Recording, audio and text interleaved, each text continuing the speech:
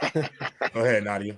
What's up, everybody? Welcome back to Press Box. We've got a great show for you today. But before we get started, let's go ahead and shout out our GOAT members and Hall of Fame stars: Jeremias, Terry, IDWC, Avion, Damien, Loaded, Poppin' It Clips, King J, and legend Ryan Kendall.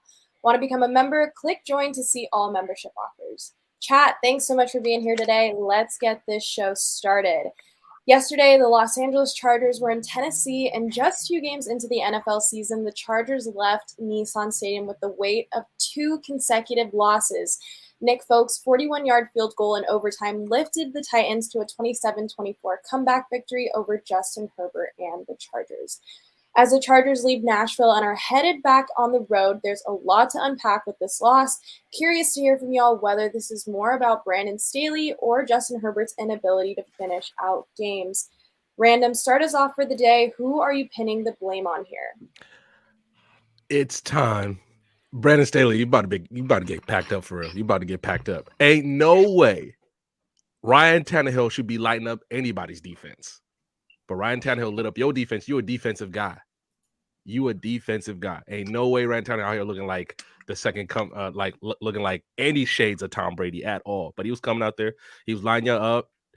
Derrick Henry was started doing some stuff to your defense I didn't like to see, which is crazy because they keep making talent. And there was some times I thought that there were just worse. Sometimes I'm like, can y'all just stop playing with them and just take care of your business? I understand this is the NFL, but like the Titans are not as good as a team as the Chargers. If you at least you look on paper, they're not. And obviously, I got some smoke for Justin Herbert too. Yeah, the ball in overtime.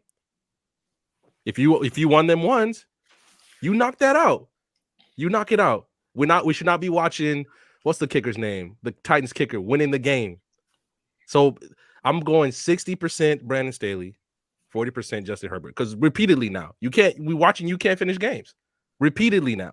Mookie, your mans can't finish games. Also, so much for that 6,000 yards in a season, huh? That was dumb too.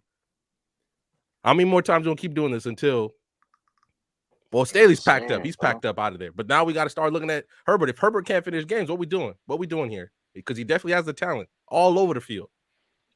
All right, J-Rob, we already got a comment in the chat. Please chill on Herbert today, J-Rob. LOL. What's your take on this?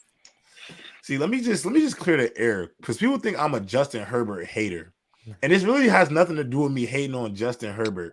When Justin Herbert after Justin Herbert's first and second year in the NFL, the world said he was a top 3, top 5 quarterback in the NFL. So if you're going to get anointed to those peaks, I'm going to hold you to the standard of that peak. And I think that's where people think I'm a hater. I'm like, no, y'all told me he's top 5, and y'all given him a lot of grace. And all I've been trying to say is if he's top 5, if he's a top 5 guy, sometimes I just need to see top 5 stuff. And look, I know he throws a pretty ball. I know he puts up great numbers. But at the end of the day, at some point, the score column has to start mattering when it comes to this kid. And we can talk about the defense and things like that. But the Dolphins last week also gave up a 30-burger. Their defense didn't come to play. And this week as well on both sides. Like, it's not like just because their team can't get a stop, neither can the other team. So sometimes it's going to come down to the quarterbacks. Let me just be real with you. And realistically, Brandon Staley already had the hot seat. So I feel like I don't even want to say this is about Brandon Staley because I've already said 100,000 times he has the hottest seat in the NFL. And it's kind of crazy because I've already had a feeling that they want to go and move Kellen Moore to that head coach position and move Brandon Staley out of there. Cowboy, I know you wouldn't want to see that. I know you don't believe in Kellen Moore. But I'm just saying that's what it feels like. That's what sometimes it feels like because you don't bring in a guy like Kellen Moore to me to just be your OC, especially on a team like the Chargers, because Kellen Moore is starting to gain some real cachet as an OC in the football space. And realistically, Herbert got to get better at that 2-minute drill, man. I'm going to just keep it a buck. Like, ultimately, it comes down to them last 2.5 minutes of a football game. And I just feel like time and time again, I'm not really seeing Justin Herbert putting together those real clutch drives to seal the deal. And I'm gonna kind of be on the same side as Random here. I'm gonna go 60% Staley. Actually, I'm just go 50-50, bro. I'm gonna just be real. I'm gonna go half Justin, half Staley. I think it could go both hands, and that's just that. That's how I feel about that. Hey, bro, I say, I agree 100% with y'all in terms of even saying this before this season started. Like, great talent. Like, everything Justin Herbert does, I mean, you can't teach some of the stuff he does. But my thing is, where is the results? I don't care. I don't care about none of that. And here's the thing. This is why I get so passionate about Lamar Jackson, because it's like, just because he does it a way that is unconventional or that you've like never seen it, the results show. He wins in the regular season. Like, it shows, bro. And it hasn't shown throughout, his tenure with the Chargers, Justin Herbert. So in terms of like blame, again, I'm a like you said, J-Rob, like, I'm gonna grade him with the other quarterbacks that's of that upper echelon that we say are top 5, top 6. If this was Lamar Jackson, would we be blaming John Harbaugh? No. Right. If this No, we will if not. this was if this was Patrick Mahomes, would we blame Andy Reid? This was any of these top elite quarterbacks like in this game, will we blame their coach? No, we're blaming the quarterback for this. So I'm gonna get 80% to Justin Herbert because, again, you're a great talent, but I need you to see it, get it done at the end of games. And 20% It's to a habit. Brandon It's Staley. becoming a pattern for him. He's not finishing at the end of games. It's a pattern that we just refuse to kind of talk about it because where we put him. I'm going to be honest with you guys. So, J-Rob, this isn't going the way that you think it's going to go. I put 20 on Herbert. I put 20 on Brandon Staley. And I put 60% of this on the no, it's not going there. I put 60% of this on the Chargers organization. Okay. I said Kellen Moore. I thought you were gonna say Kellen Moore. I'm gonna start. I told you it wasn't going that way. Yo, that was good. I put 60% of this on the Chargers organization. When you have Justin Herbert is a great talent. It's been said a million times now. When you have a young quarterback, it makes no sense to hire a defensive-minded head coach to go along with that young quarterback, because if your offense is really good, they're going to take your offensive coordinator from that quarterback, and you got to go find a new offensive coordinator. But this is stuff that's been going on with the Chargers ever since I've been alive. The Chargers have been a team that have fell short of expectations ever since I've been alive. There comes a point where Phillip Rivers and Justin Herbert are really good quarterbacks. The Chargers are a terrible organization, and that's what it is at the end of the day. But when it comes to Justin Herbert, he does need to finish. That's the one thing as a quarterback that he needs to prove to people. Everybody knows that Justin Herbert can do all these great things as a quarterback, except he has to finish. And to be honest with you, a reason why this goes on the Chargers organization is they should have packed Brandon Staley up after that playoff loss. Yeah. Look, here's the thing. Would it be an overreaction to pack him up after the playoff loss? Yes. Sometimes an overreaction is the right reaction. Facts. Yes. Sometimes an overreaction is the right reaction. He should have been added there. You should have won that game and went into Arrowhead. And honestly, with that, if Mahomes hurt his ankle in that Jaguars game, it's hard to say he would have done it in the Chargers game. So I'm not, saying that. But a divisional game, I think I would have liked them in that matchup more than I would have liked the Jaguars in that matchup. Right.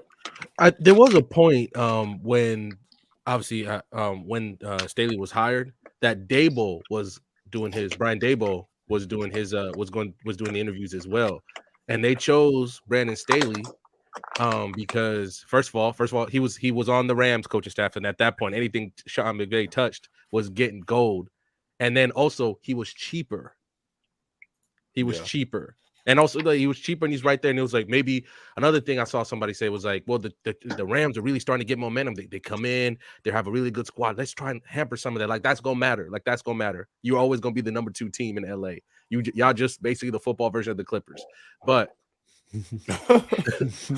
Holy.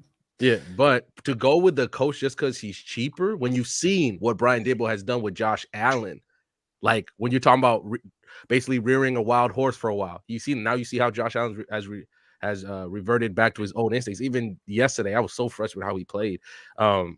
But to go with the coach just because he's cheaper, and other things other than how well you think your head coach would benefit your number one asset, which is your quarterback, which is your franchise quarterback, which that's crazy to me. And when you And let think me about add it, on.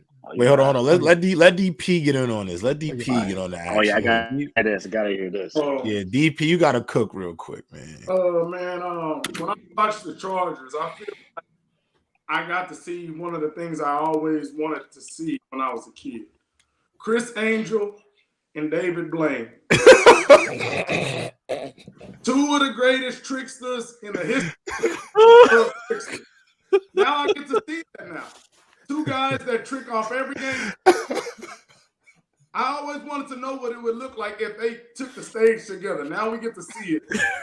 The Chargers, they're going to trick off the game together. All I know is That's crazy.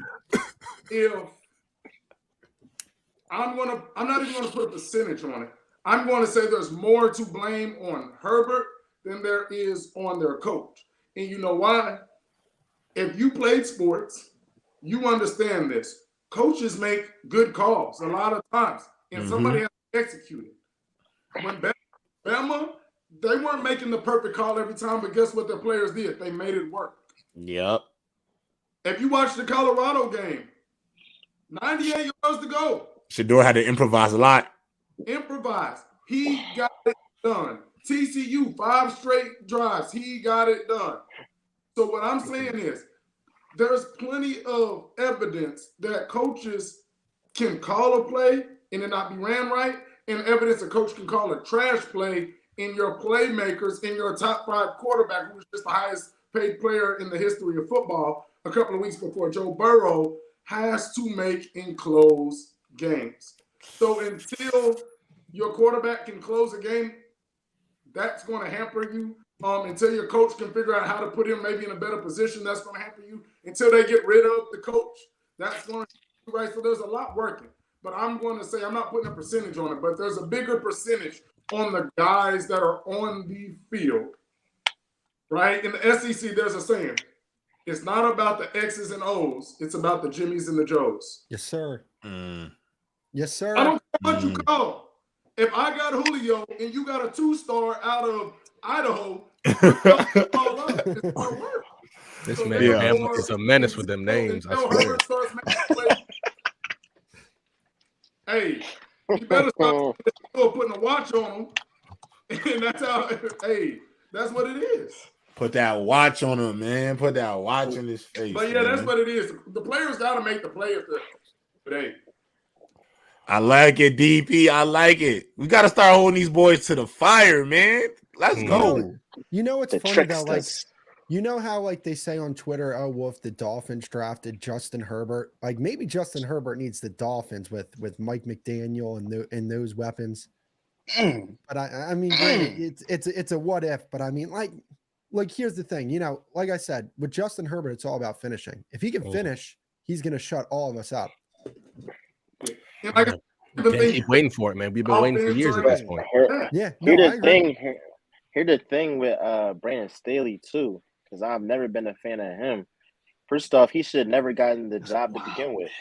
You're the defensive coordinator for the freaking Rams with Aaron Donald, best football player in the league at that time. Like Jalen Ramsey, a fully stacked squad. Like if you didn't have the best defense in the league, then you were just a complete scrub, bro. Like he not deserve that job to begin with. And I don't know if the Chargers are trying to double down on what they already did and be like, oh, we're gonna stick by our guy. You're gonna stick by your guy and you're gonna keep on losing, bro. Like, go ahead. One thing about the Chargers situation is that there's a big power struggle between the actual owner and like his family about because his family want to sell the team, but he doesn't. There's a lot going on behind the scenes. That's why I said, like when I mentioned that thing about him and Daboll, the fact that they chose Brandon Staley partly because he was cheaper than what Brian Daboll was commanding at the time, which is crazy because imagine Dabo with Justin Herbert right now. How well we think they could have been. Bro, how you move See, to LA? that's where y'all made me mad. Oh, Go ahead. Here we go. I'm just saying, what did I say wrong, Bama? Why do y'all do this only for Justin Herbert and them quarterbacks that y'all think is cute? So we only talked about one quarterback. No, because I already been hearing y'all. So this is what y'all say. I heard y'all bring Brandon Staley so many times already to where it's just like, can it not be? Just keep it real with me, y'all. Just everybody, bro. Can it just not be his fault, even though he passed for 500 yards a game? Can it not be Justin Herbert's fault in a close game, a possession game, to where a key decision that can be made down the late stretch, and he can save everybody from the Spider-Man meme? Literally, that's what I try to tell y'all about the quarterback position. Throughout all the bullshit, all the horrible playing, bro, them dudes can find a drive to win the game, to eliminate all the bullshit. Trent, get up here and bitch all day and night about why y'all do this with Joe Burrow. Y'all don't hold Joe Burrow to the fire because Joe Burrow literally can play like shit throughout a playoff game. And the defining moment in the drive to send the Seattle Bengals to the next round, he pulls off all the plays. God damn. But, I mean, my fault. Bro, The Seattle Bengals. You get what I'm saying. But look, this is what I'm saying though. So yo boy, I keep watching him. Yo boy, it always boils down to these one-score games to where, yes, you can sit there and lean, oh, the team is bad, the defense let them back in the game, oh, this was a dumb play call. But it's like, bro, he finds himself in these one-possession games to where I can easily, people like me and J-Rob can easily, definitively see, like, bro, yes, all those other people messed up, but my guy, you messed up right here. You should have completed this pass in the fourth quarter to keep the chains moving. But no, everybody get up here and be like, we're going to blame everybody else. We're going to blame the cheerleaders. His tea wasn't the right temperature in the morning when y'all gave it to him. Brandon Staley called about that shit. Play. He had two slants going. He should have ran a deep route in the post. But y'all be making up shit. I was like, damn, bro. That's how I feel sometimes too. I feel like more so they be looking for something else except for him. But J-Rob, not to beat a dead drum, but if I want to talk about a quarterback that wore number 8 that plays in Baltimore, though, oh man, them single moments, Lamar, you overthrew that pass in the fourth quarter with 5 minutes and 41 seconds left. Talk about it. And Sweet Home Alabama was playing in the stadium while you did it. Like, y'all know every definitive, like, thing that goes on with Talk about it. But Justin Herbert, oh man, it's the coach, it's the cheerleader, it's his baby mama, it's the car he drove, it was the bus man, it was traffic that morning. Okay, everything but Herbert, because why? We all gave Herbert the blame. What are we talking about? Y'all here acting like we beyond Herbert. But he's speaking in generality too as well, though. I feel y'all be on him, but y'all leave the door open for him so he can sneak out back, Tom and Jerry style, so he can just creep out back. You feel me? Y'all leave the door open. Y'all don't hold his feet to the fire. That man gob in crunch time, man. We just call it how I see it, man. That man garbage in crunch time. Just like Josh Allen, garbage in crunch time. Them boys 64 overalls when it's crunch time. Hey, J-Rob, Allen a little bit better. Chill with that ability, bro. Nah, I feel him. I ain't gonna lie. Like, listen. I don't really disagree with Bama. Like, I could 100% admit I do think Brandon Staley is a duck. Very much mid and not a great head coach. But I've also seen some of these quarterbacks carry not so great coaches before. And all I'm saying, and I kind of feel them when it comes to Justin Herbert. I think from a general consensus point of view and from a mainstream media point of view, a lot of the times Justin Herbert, because his numbers look good, the blame will constantly get deflected away from him. But you know whose numbers also look good in games? And I think all of us always can criticize him. He plays for the Minnesota Vikings. And his numbers look good year in and year out. But we can always pay attention and use our eye test to tell us he didn't do enough to get the job done. Or his 2-minute drill is trash. But when it comes to Justin or his defense is trash. But that's the thing, though. But that's the thing. He don't get bailed out about that trash defense the same way Justin does. That's just a fact. I'm not trying to say Justin may not have an out here or there. Not saying his defense is perfect, but if you're going to criticize Kirk for his mishaps, but he has great numbers, I don't see why we don't do the same thing with Justin. And a lot of their situations have some fairly similar attributes. I mean, the bad defense, the good offensive weapons. I mean, they kind of go hand in hand in that regard. I mean, the only difference is Kirk has been playing longer. Also, he's only 6'3" and he looks like a dad. If he looked a little bit more like the surfer boy and he was 6'6" like Justin Herbert, them dudes in the football chats, they'll be pulling for Kirk Cousins a lot more too, man. Y'all boys Kirk Cousins know who he is. He knows he knows he ain't got no sauce, bro. He just chilling. Kirk Cousins chilling. I just watched the game. J-Rob spit, man. He is Kirk Cousins, man. That man put up a whole bunch of numbers, but y'all can all use y'all eyes and know in crunch time. Facts. The fact that he's young, 6'6", and kind of good looking. Oh man, it's everybody but him. Yeah. Y'all blame the man family. Like, Bama, you forgot. He's a generational talent. Forgot about that, man. Come on, hey man.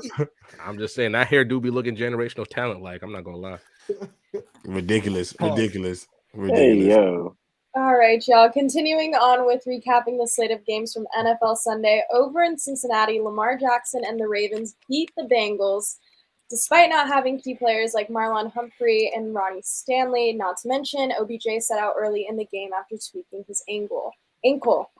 Now up 2-0 on the season. What is the ceiling of this Ravens football team? DP, how are you feeling about the Ravens? I like the Ravens. As long as you got Lamar Jackson healthy, you have a chance, right?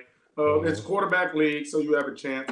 The problem with the Ravens, I just don't know how do they continue to get hurt year after year. They're running last week, OBJ. I'm like, whatever they're drinking up there, whatever training they're doing, whatever program they got to figure it out because their guys stay hurt. The Ravens can go where Lamar takes them. But if Lamar stays healthy, that don't mean everybody else can get injured. Right. Like, problem with them, him and OBJ, they're still trying to figure out their, chemistry. We know what him and Andrews can do. Zay Flowers is looking like a dog out there. Dude's so quick. They're doing whatever they can to get the ball in his hands. Right. So I think they're a tough-nosed team. They've always had a tough defense, but they have to stay healthy. And they're already showing within really week 1 because they lost the running back, and then all those guys missed the week 2 game. OBJ week 2 got hurt during the game. They have to stay healthy. I think their ceiling is high just because of the temperament of the team, hard-nosed team, proud organization. If Lamar can stay healthy, but now everybody else is getting hurt. So if they can stay healthy, I like them in their division to really be able to have a chance to win it. Like, I think they can beat the Browns. I think they're going to obviously beat the Steelers. And Joe Burrow and them, they're looking shaky already. So I like them in the division if they stay healthy. I think when you look at the Ravens, especially that game at the end, to go on what Bama said, Lamar just made the plays you needed to make to win the game. He just made those plays constantly, right? He made those plays. It's crazy how he does that. Mm-hmm.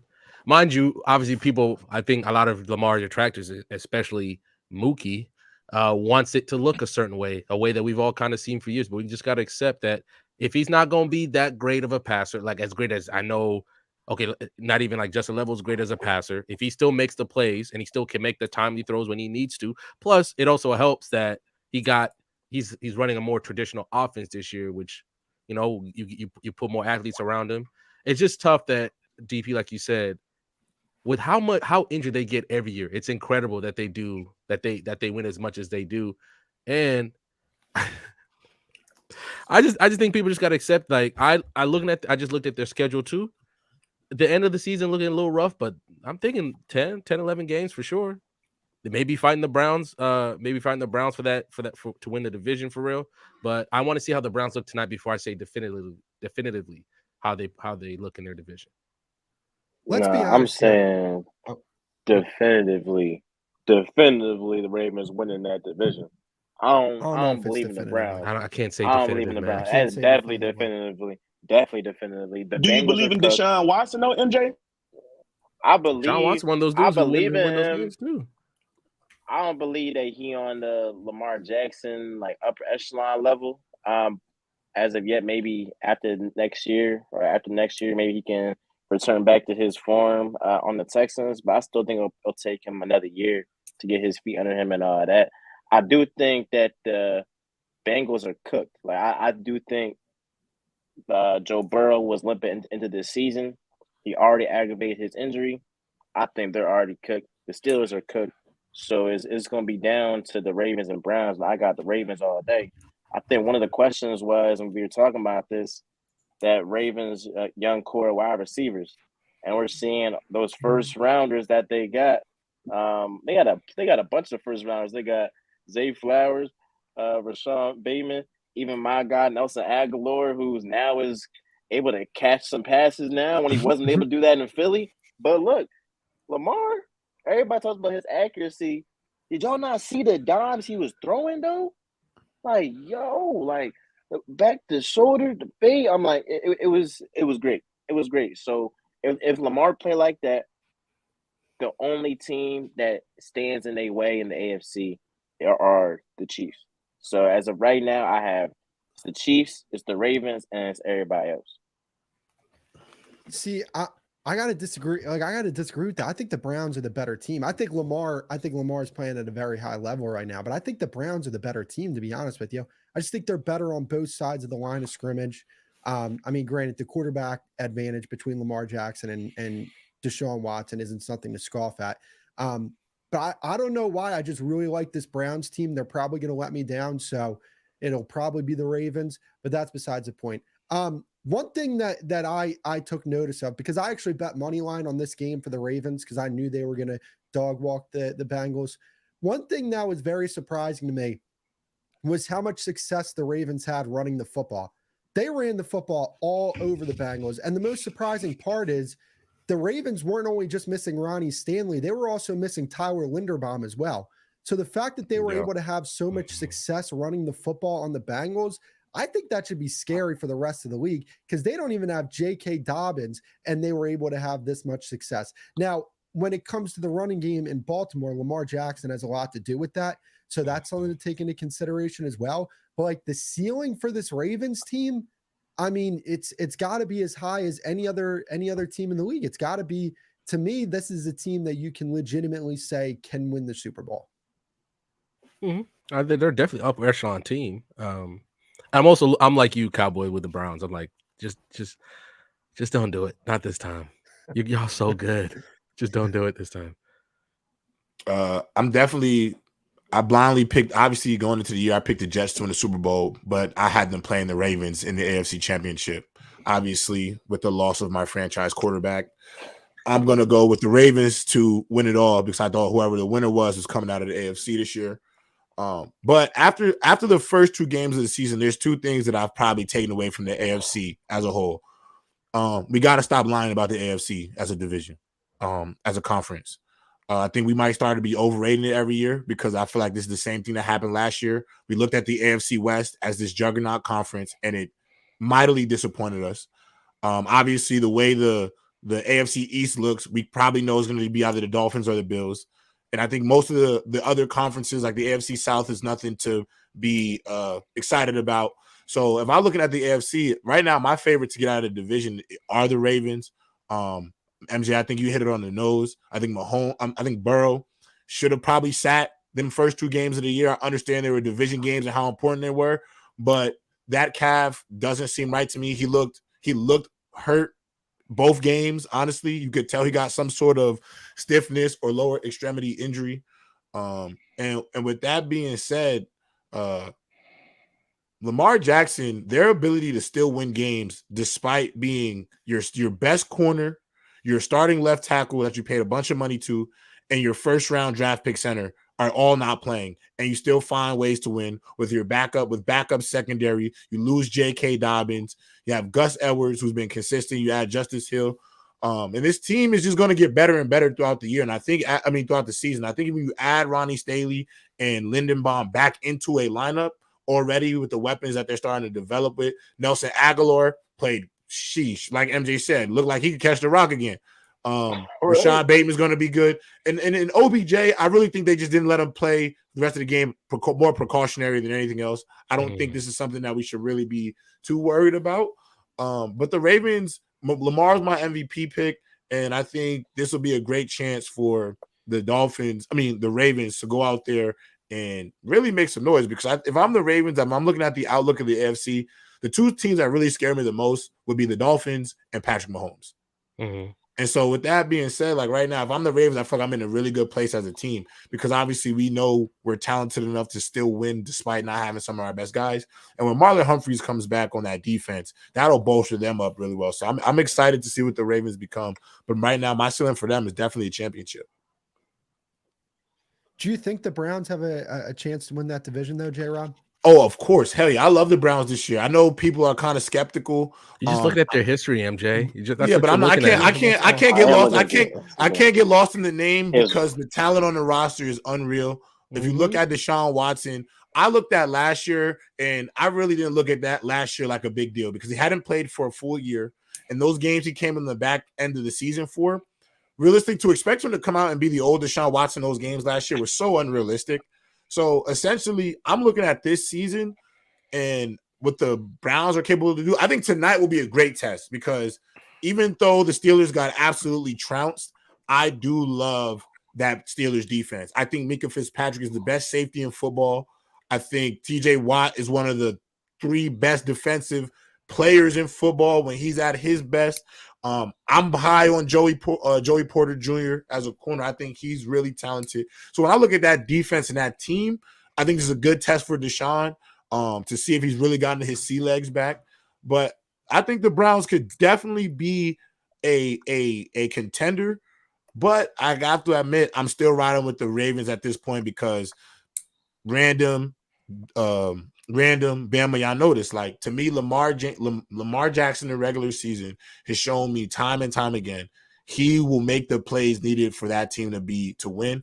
And I think with this new offense and the way he's been able to expand his passing game, not from a throwing standpoint, but just from a schematic standpoint, I really love the ceiling of the Ravens, but the Browns will be right in the thick of it. I definitely think they're going to be somebody to watch for. And ironically enough, the way the Bengals look to me, because I don't think that defense is worth a damn. And with Burrow being hurt going into the year, I think he's going to miss some time. Don't be surprised if the Bengals mess around and miss the playoffs this year just because they may go, 9-9. They should just sit him now and deal with whatever it is now. Then just waiting they should. and they prolonging should. this. I agree. Sit him now. Sit him now because it's going to get worse later. And it's going to get harder later, and games are going to them division games because you're 0-2 in the division after 2 weeks, which is unfair. I definitely think they drew the short end of the stick having to play 2 division games back to back. But hey, so are the Browns. You know what I'm saying? The Browns are about to do the same thing this weekend tonight, so you got to just figure that out. All right, now let's talk about the business of football as it pertains to one of the greatest, if not the greatest football player of all time. That's right, we're talking about Mr. Tom Brady. Brady's minority ownership stake with the Raiders has not kicked in yet, which means he can still sign it with an NFL team. After watching Zach Wilson's 3-interception performance against the Cowboys, should the Jets make a move for the GOAT? J-Rob, as our resident Jets fan on the panel, I've got to throw it to you. How do you feel about Tom making a second comeback from retirement to help out your team? We're going to have to throw it to Bama after. What J-Rob's about to say is about to have some longtime Jets fans rolling out of bed this morning hurt. I'm going to just keep it. I'm going to be honest. First, let me say this. Shout out to the Cowboys, man. Because Dak Prescott definitely lit up a good defense and nobody's really talking about it. So I got to give him his credit. And Robert Saleh, you need to travel Sauce Gardner. It's about time. I like DJ Reed, great player, travel him. With Brady, though, when it comes to Brady, though, I think there's only 2 people on this planet that could say the New York Jets is the Jets Super Bowl hopes. There's only 2 people, Jesus and Tom Brady.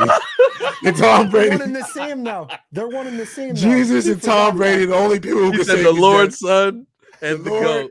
The Lord or the Lord's son. One of the two are going to have to save the New York Jets. And that's just what it comes down to. So, listen, Aaron Rodgers went out there and and gave out $35 million. We only gave $88 million of it to Dalvin Cook. So that leaves what? A little 23, something about $24 million left. I'm just saying, why not give him 20 for the season? And then, call Gronk and give him that last little 4. You feel me? Things might get different. This man wants a whole meal. If we could go get Brady, that might incentivize Gronk to come in. We need more blocking up front. I think it would be a great piece to add to that offensive line. So, speaking optimistically, it would be awesome. It would be awesome. I definitely think we would have to bolster up that line. So getting like a Gronk or somebody to come in to bolster the lineup for Brady would be important. But I mean, listen, Zach Wilson just isn't good. He just isn't good. I mean, listen, our team could go on the media and lie and say Zach did some good things, and they can try to go out there and boost his confidence as they are supposed to, as a good teammate should. But listen, look, if you've been trying to talk to the ladies, but your breath stink every single time, and I tell you your shit stink, and still you go to the club, and every single time your breath stink. He said, bro, I'm trying to help you. There's nothing more I could do for you, bro. Like I already told you what the problem is. I gave you the key. I put you on to the products to use. You just not using them. In Zach Wilson's case, he's not taking the coaching. It's not translating to success. So it's like, I'm telling you to shoot a bunch of shots, they not falling in. And I just feel like it is time to move on. We did not make the right pick at the quarterback position. So if we want to salvage this season, we go for Zach. But realistically, if it was totally up to me and I was Joe Douglas, I'm blowing it up for Shedeur Sanders, man. Let's just go for it. Oh my! I'm going for Tupac. I'm going for Tupac Shedeur, man. My God! I'm going for Tupac Shedeur if it was up. We're gonna do this again. To be honest, hold on. Let me take this. I think, honestly, you guys might think I'm crazy for saying this. I think the Jets should go get Carson Wentz. No. I think they should. No. Tom Brady right now is better than Carson Wentz. Cowboys. No, but here's the thing. Yes, I understand that. But however, here's the thing. When you talk about Tom Brady's skill set and what the Jets are offensive line, Tom Brady's going to get killed playing behind that offensive line. At least with Carson Wentz, he has a little bit of mobility and he can escape the pocket and he can make plays off schedule. I mean, look, Cowboy. They're not great options. Just go ahead and stop. Cowboy, just go ahead and stop. Let him rock. Let him go. Let him get it off. Go ahead, Cowboy. Go ahead, Cowboy. I just like what are the other options? Like Tom Brady's not coming out of retirement. I just don't see it happening. I cannot see that happening and playing behind that offensive line. They're already 0-2. If you sign Tom Brady, I mean, who are they playing this week? They're playing J-Rob. Who do they play this week? Oh man, that's a good question, man. I had a hard day yesterday watching it already. So they play don't they play like the 49ers in week 4? Some really good opponent in week 4? No, they play the Patriots. And then guess what? And guess who we play right after? The Chiefs. And then we may beat Russell Wilson and the Broncos though. So you're looking at 2-3. What's Zach Wilson lights Tom Brady? And we 1-1 actually, Cowboy. Don't forget we beat Josh Allen 3 picks actually. Oh shit, my bad. 1-1, my bad. All right, so 3-2. All right, you can work with that. I mean, I just don't see it happening though. I don't see Tom Brady coming out of retirement to play for the Jets. Oh, I don't think Brady. Look at this right here. I don't know how good y'all can see it. Hold on. That's his kids. Nah, it's Tom. You can see every bone in that man's neck. He ain't lifted a weight since he retired. So what I'm saying is Tom Brady's in no shape to come back. Oh, don't say that, DP. You know, don't do that to him. No, look, check this out. If you go look at his a lot slimmer, you can tell when athletes, you work out so hard, when you stop, you automatically shrink. Brady was slow, immobile, and did not want to get hit when he was working out at his tip top. Once again, like Cowboys said, that offensive line is trash. So if I have not been working out, I'm already slow when I was trying to get fast. What do you think Brady running around doing right now? What do you think his mobility is like right now? He probably ain't been throwing. So the arm strength, it's not like he's Josh Allen with arm strength. He's 44, 45, whatever he is, years old. So he ain't been throwing. So he got to get the arm back in shape. It's too long of a project to get back there. Tom Brady, mind you. Carson Wentz could take that job because he's not the GOAT and there's no legacy behind him. But I'm not about to come out there knowing full well, like a Cam Newton would, that I'm not capable to do the job, but do it anyway because I take the paycheck and I want to play football. Tom Brady is so far off from being able to perform at a Tom Brady standard that he wouldn't do it. Well, okay, let me be 100% honest here. I know I'm just throwing his name around, right? But I think all of us kind of agree here. Tom Brady, like, he's done. He's chilling. Like Bama said, he did the crying video on the beach, and you only get one of those. Don't do that. Don't do that. You got 2 retirements. We let the first one kind of slide because we knew you was coming back. Yeah, we knew that one. Yeah, we knew he was pulling the Michael Jordan. So my thing, I think when one. you look at all the available possible options, Tom Brady is the best one, in my opinion. He's the best one, which says something about the options that are available. But it also says something about Tom Brady, though, too. Yeah, but and also there's like DP said, there's no like, okay, we got Tom Brady. Let's see if we can sneak in the playoffs. No, the minute Tom Brady walk onto the parking lot of the Jets facility, somebody is writing the Jets better win the Super Bowl. That's what they're writing. So if I'm looking, we had this argument with Bama last week. The fact that you just rolled going into week 2 against the Cowboys, and I didn't hear y'all like maybe talking to somebody because Tom Brady said no. No, we all saw that Tom Brady said no. I didn't see y'all talking to nobody.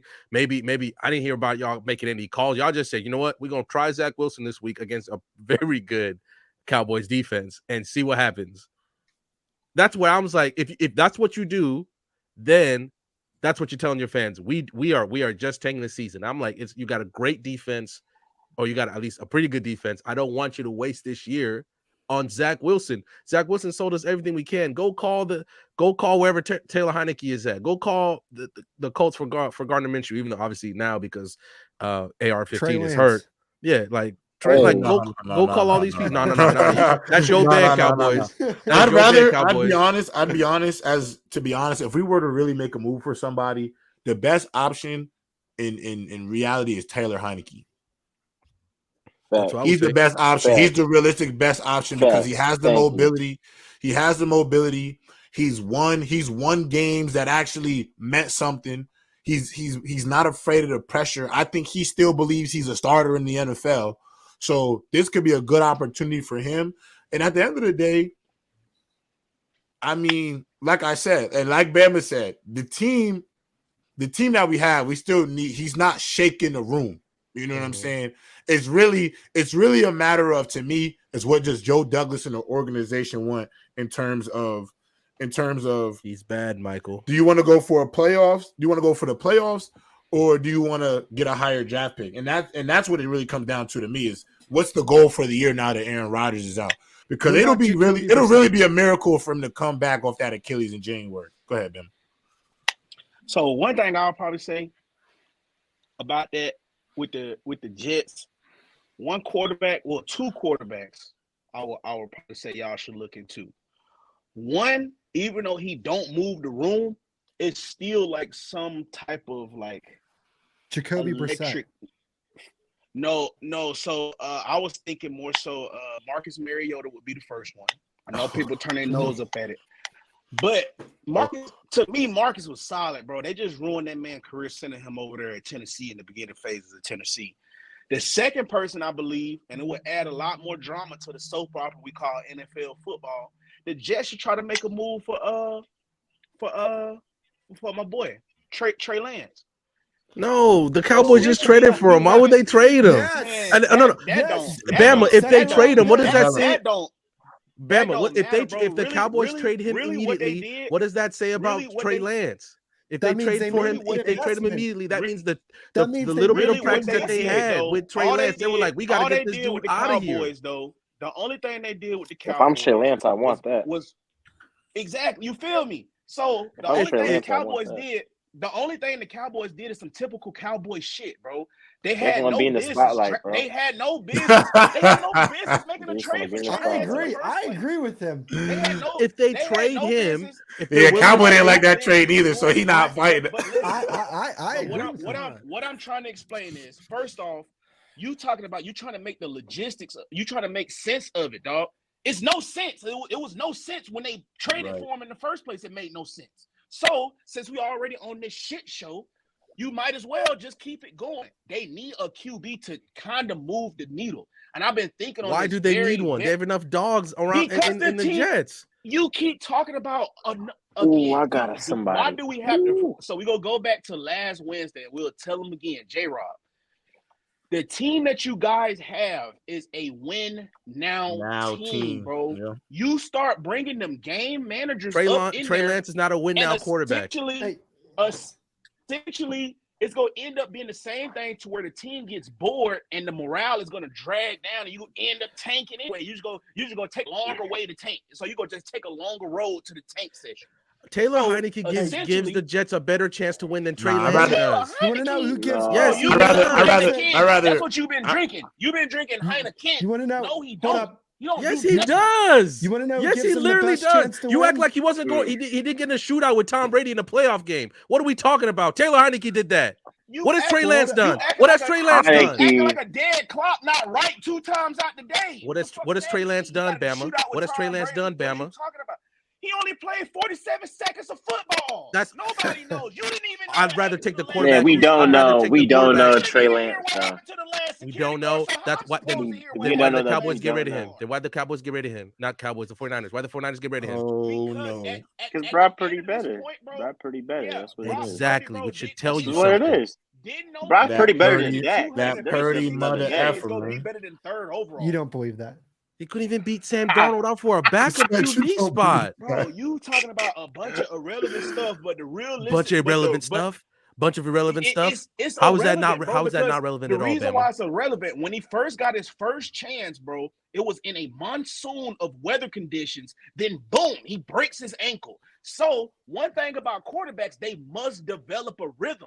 They need to figure out who the fuck they are too. Like y'all just be thinking like this. Y'all just be thinking like we just spawn in an NFL game. Boom, ball out. I think about football. This is dumb. Bro, you're being unrealistic right now. Trey Lance will lose them. You might as well just keep. I'm being unrealistic. You act like getting Taylor Heineke is going to cost a first-round pick. It's not. I'm trying to explain. It's not. This is what I'm trying to. So if you let me, I think you should just tank for Shador. Trey Lance. Jesus somebody y'all even say it. No, Kirk Cousins. They should go get Kirk Cousins. No, here's what they should get. They should get. Ain't nobody said this. What about my man Nick Foles? What about my man Nick Foles? I'm so serious. I rock with Nick Foles so heavy though, but bro, he cannot move. He cannot move, bro. It's quiet. The last time he took over mid-season, he'd be better than Taylor Heineke. He'd be better than Carson Wentz. Quiet. Why is he out the league? Why is he out the league right now? Still, most of the people that y'all mentioned is out the league, so we're not talking about much right now. Heineke's a backup. Trey Lance is a backup. It was Nick Foles. Like, what are you talking about? Like, nah, Nick Foles won a Super Bowl. If Nick Foles were to come in and win a Super Bowl with the Jets, bro, I swear to God, Nick Foles would be top 5 greatest quarterback ever to me. Swear to God, he would. He's literally out the league. I would literally be like Nick Foles is the greatest quarterback ever. He's just I'm gonna just call him the crown messenger, man. He just come for a little bit, bring a ring, and leave, man. That's all he comes here to do. If that would have happened, but I find it hard. Not on my man. Nadia, All right, I'm gonna jump in real quick with another name for y'all. Oh. We got a super chat. J. Rob, should the Jets get Michael Penix Jr. out of the University of Washington? Nah, I want Shedeur Sanders, the most pro-ready quarterback in the league after Caleb Williams. Fair enough. All right, moving on. Coming back to the slate of games we had yesterday, over in the Mile High City, the Commanders came back after being down 18 to beat the Broncos. I think it's safe to say the Sean Payton era has not gone off to the start that Denver has hoped for. Is it time to hit the panic button? MJ, what's your level of panic here for Denver? Oh, it's at 100%. Like, you guys, but here's my thing too. Like, everybody's on Russ. Oh, MJ, you missed a Mile High. Dang. You had that one. You had that one. But look, like, everybody be crapping on Russell Wilson. I want y'all to think about this. Sean Payton, matter of fact, Russell Wilson has a more accomplished career than Sean Payton, bro. Like, what has Sean Payton really done, bro? Like, really done? The last time he won a Super Bowl, I was 7 years old. Like, what has he done? So that's my biggest thing. He has the same resume as Mike McCarthy. And I don't even think yesterday was really Whoa. Mike McCarthy is disrespectful. Mike McCarthy is disrespectful, bro. Talk about it. Talk about it. And nah.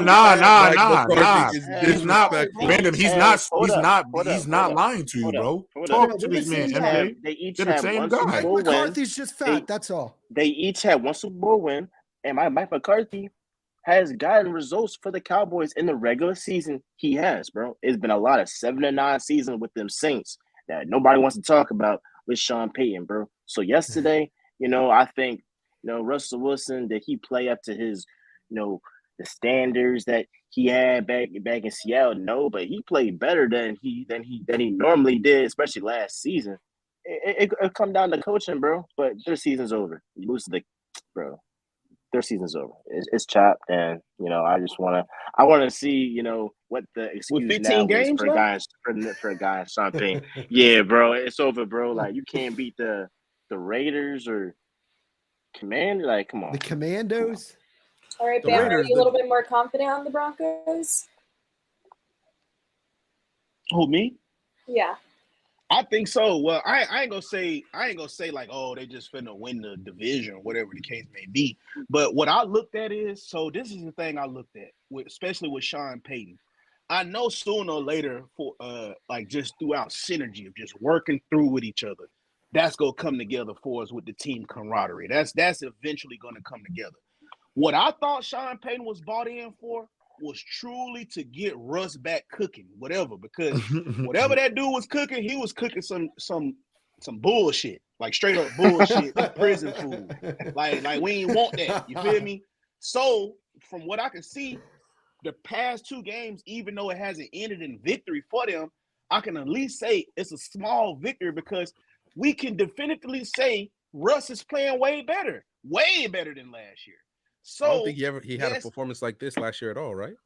He didn't have a performance like from the first game last year. Like, it was bad, bro, to the point to where if they just would have scored 13 points a game, they would have ended up like 11 and like 6 or like 12 and 5 or something. If they just could have scored 13, that's bad, bro.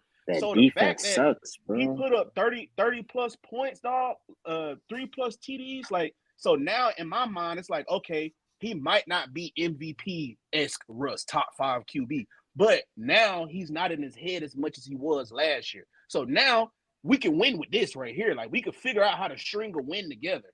What we seeing is they've pretty much figured out how to piece it. Yes, the team did look good last year, but that was up under a different coach, different scheme, everything.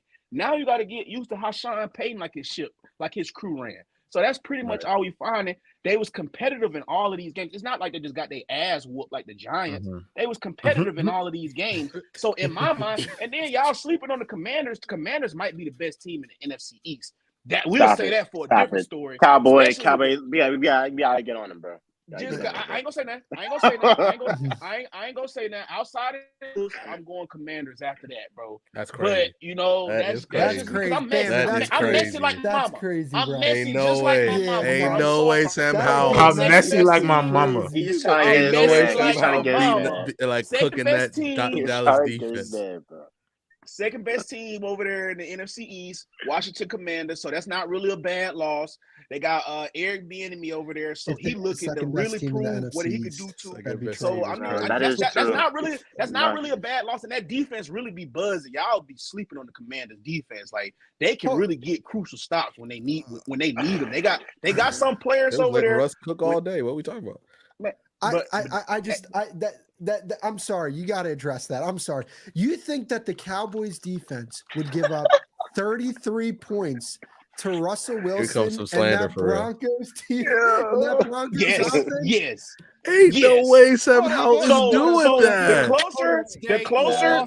One thing I would tell y'all about the Cowboys, boy. One thing I'll tell you about the Cowboys, the closer and closer we get to December, right? The more and more they look like the Cowboys from the Little Giants. What the hell have the Commanders done recently? The closer and closer we get to what December, have the Commanders done recently, bro? You remember the last time y'all got 3 teams in the playoffs? It was because y'all lost to the Commanders, who was like 5. How long was that? How long was that, Bama? It don't matter. But it was sponsored by Cowboys. That's why I can't trust them. I can't never say Dallas is number 2. But you can trust the Commanders because no. Cowboys. Hold on. He's out here trusting the Commanders. He's out here trusting the Commanders, who had one of the worst sports owners in history. He's out here trusting the Commanders. Worse than Jerry Jones. I don't know if nobody. What? Jerry Jones. Cowboys are religiously the number 1 most valuable American sports franchise. What are we talking about? Sure, maybe not on the field, but he does his job as an owner. Okay, Daniel Snyder failed in every which way you could fail as an owner. Where are they better at? Where are the Commanders better at than the Cowboys? They're not better on the offensive line. They're not better at quarterback. Maybe running back. They're not better with their receivers. They're not better on the D line. They're not better in their secondary. Why he cooking this dude? They're just a better team, Cowboys. They're just a better team. Nothing about that. You're not giving me anything. They're a more trustworthy team. They're a more trustworthy team. Bro, the team that can't even do a proper Sean. The Cowboys, you know the perfect analogy for the Cowboys? Don't leave your change on the dresser because it'll so we did this just to slander the Cowboys. That's what we're doing right now. We just slander the Cowboys because that's what Bama want to do. You leave it around the Cowboys. That's such a bad hey, Bama. Hold on. Cowboys. He's saying that the Commanders are a more trustworthy team when they can't even do a Sean Taylor memorial correctly. All right, bro. Get out of here. More trustworthy team. When the Commanders trustworthy? Nah. You can't trust them with nothing. The Commanders no more. Didn't they have a copyright issue with their logo or something? We don't even know if they're gonna be the Commanders no more. That's all Daniel Snyder. That's all. They actually got to change the name. I think they have to change the name again. The Washington football team next year. They just all discombobulated over there. And that's all Daniel Snyder. You think his thing gonna be washed off in a few months? They got work to do. And hey, Bama, let's keep it real here, bro. Mike McCarthy's better than Ron Rivera. I'm gonna just be 100%. I'm gonna just be 100%. There's legitimately. Did you see how well that offense performed yesterday? But is Mike McCarthy better than Kellen Moore, though? No, he's there. Yes, he is. He is better than Kellen Moore 0-2. Yeah, bro. When you got Dan Orlovsky coming out and making a video talking about how good of a game plan, Dan Orlovsky, I remember the last time that dude said something positive about that team, and he's out here talking about how good of a game plan they had. Bro, Mike McCarthy caught a hell of a game yesterday against a really, really good defense. Against Zach Wilson, bro. Does Zach Wilson plays defense? He played quarterback and threw 3 picks. What was that in garbage time? Was that man, here we go. Y'all ain't got nothing. Y'all ain't got nothing to hang your hat on. You played Daniel Jones against the Vikings. You played Daniel Jones play some fight night and Zach music. Wilson, bro. Here we go. That's what I like. Here we go. Bro, Kirk Cousins was lining us up. I ain't even gonna lie. Like, I'll give him his credit. that's not a good thing. Kirk. Here's you want to know Kirk what? is a good quarterback, bro. Because I saw your take about you'd rather the Cowboys. You think the Cowboys be better than Brock Purdy than Dak? No, it's such a shitty take. 100%. Here's the thing: as an Eagles fan, I understand I'm with why. you, MJ. I agree 100%. I 100% fear why you would say that, because if I was an Eagles fan, I wouldn't want to play against Dak when he's 8-3 against us. I mean, granted, wins aren't a quarterback stat. That's fine. 250 yards a game, 19 touchdowns, 8 interceptions with a passer rating of 98.9. I wouldn't want to play against that quarterback. Me personally. My quarterback. You brought out all the receipts. Your quarterbacks looked like shit. Has your quarterback gone to the NFC Championship game?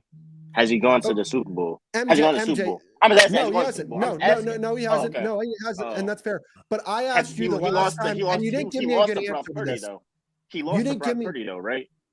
Brock Purdy. Brock Purdy got hurt, bro. What are we talking about? More snaps in the NFC Championship game or less snaps in the NFC Championship game than Aaron Rodgers played for the Jets. All right. Yeah, because our D line wrecked his elbow. Yeah, that's what happened. Yeah. That's fair. You guys had a really good D line last year. I'm not taking that away from you. You didn't answer this question the last time I was on here. You didn't give Dak any credit for his performance against the Buccaneers, but you gave Jalen Hurts a ton of credit for his performance against the Giants. And you said it was because Jalen Hurts played so well in that game. Did Dak not play well against the Buccaneers? Like, do you understand where I'm coming? Like, that's the team that he played the Bucks. Like, he played well against the Bucks, but what happened the game after? Like, they don't go game by game. You feel me? But Jalen Hurts didn't play that well against the 49ers. They won the game and got to the Super Bowl. And then he outplayed Patrick Mahomes. W goalpost moving. Yeah, he did not play well against the 49ers, though. You guys won that game because you were dominant at the line of scrimmage with your offensive line and you were running the ball effectively. All right, so can we take a panel? Can we take a vote? Like, who would y'all pick? Jalen Hurts, Dak Prescott? Like, I just want to put my part quick. This season? Are we talking about this season? I'm talking about right now. I saw your quarterback struggle the other night. I saw your quarterback struggle the other night. We good over here. But I mean, he did. But did he not struggle against a bad Vikings defense? No, like he struggled. He struggled against that defense. We can win. We can win multiple ways. You feel me? Sometimes, like with that defensive argument, y'all miss me, bro. Because in the NFL, more so than not, you can ask big man like BP. It's not necessarily about how good your defense is. It's about the matchup against the team they're going against. So just because the Vikings aren't a good team doesn't mean that they propose a matchup threat to what Jalen Hurts like to do. They got some of the athletes to stop what he likes to do best. So him being able to win a game like that with a unfavorable matchup, I will still go to Jalen. I feel what you're saying, but at the end of the day, bro, Jalen Hurts has shown a great ability to lead his team to victory. Listen here, when has he done that? I was the biggest, bro. Don't do this. He's 20-2 in his last start. Don't do this. J-Rob, you know this. J-Rob, my brother, we've been doing this a long time. I went up here on a soliloquy and called this man Adrian All Day Peterson. Yeah, he was calling him. I remember. I could give my dog his kudos now, bro. The man is a leader, bro. That same shit y'all love Joe Burrow for is the up top. Jalen Hurts possessed the same. Dak's not a whatever leader? that ability. Like, no. Fuck no, he's not. If you think Dak is a leader, did you hear how his teammates talk next about question. him? He almost made my blood boil. That man. He's not Dak's not a leader. Whoa. Dak's not a good leader of men. Bro, he is a leader of kittens. That's all he can lead. Kittens. Man, I would just let him be the line leader of my preschool team. That's it. That's bro. crazy. That's the only thing he can lead at this point, bro. I'm not because Dak is also the back version of Justin Herbert. They put up all imaginary numbers to where you will look at the stat sheet and be like, it is no way he's they constantly lost at least in the Dak playoffs. Prescott. Herbert only been once. Yeah, but Bama. Dak is the I do want to get your thoughts on Kellen Moore, though. I do want to get your thoughts on Kellen Moore because it's apparent. I mean, Dak Prescott and look, I don't necessarily invest in QBR, but if you're very high up there, I think that it means a little something. Dak's number 1 in the league right now in QBR. Like, and they played a good Jets defense. I'm not a fan. I'm not a fan of this statistic. I agree with you, but I think if you rank pretty high, I think you're playing good football. I think that's indicative of playing at least good football. Nah, I mean, against the Jets, he played good. Like I'm like nobody's like he played good against the Jets. If you just want me to give you credit, if you just want me to give Dak credit for this, man, we just creatures of habit, bro. We year 10, bro. I've seen this over and over again to where in year 8. Whatever. It feel like year 40. It feel like year 40 if you ask me. I'm sick of them already. I'm sick of Dak already. But just from Cowboy, just keep it real. Have you not seen this before with the Cowboys and Dak Prescott, where they come out on fire? Just be real, bro. I used to fuck with the Cowboys tough, bro. That was my favorite team as a little boy, man. My daddy, granddaddy, everybody, bro. Have you not seen this before? They come out on fire, bro, and by the time December roll around, they're just as cold as the weather. Yeah, no, it's a fair point. Yeah. So in them 2 interceptions last year, was the pocket under duress, or was that a clean pocket that Dak Prescott had to deliver timely footballs in order to secure us that football game in the 1912 game? You look and saw those 2 horrible interceptions he threw, dog. The pocket was clean, and he had people open, dog. That has nothing to do with no X's and O's. It ain't got nothing to do with Kellen Moore. It has nothing to do with Mike actually McCarthy. Does. Kellen Moore shouldn't have called that play. No, hold on. Look, here's the thing. If there's an interception thrown, yes, I mean, you would have to look at the play. Those interceptions in particular, yes, you can look at the quarterback and say, you have to do something better here. But if you do not blame the play caller at least a little bit and say, it's 2nd and 2, you're in the red zone, why are you going empty set? Even if you're going to throw the ball on that down, why are you going empty set in the red zone? At least put a running back in the backfield, go under center, play action, do something. I don't think it was a great idea in that particular situation to go empty set and throw the football there. I don't think that was a good idea, Bama.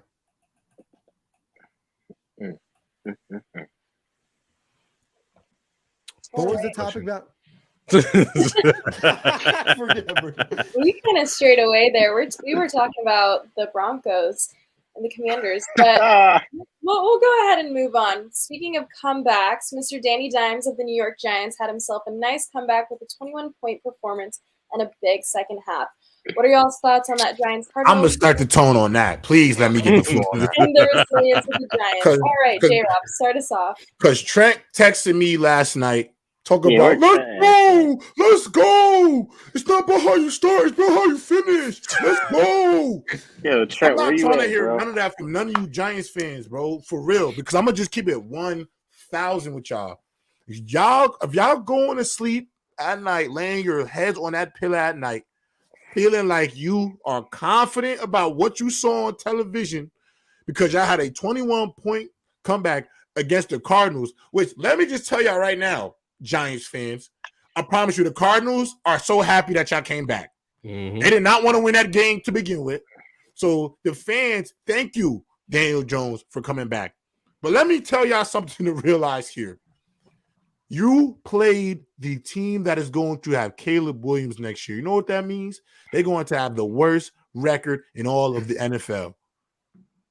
And you went out there and pulled out a close one. And just know that won't happen for the rest of the year against the harder teams you're going to play. Teams not blowing that type of lead.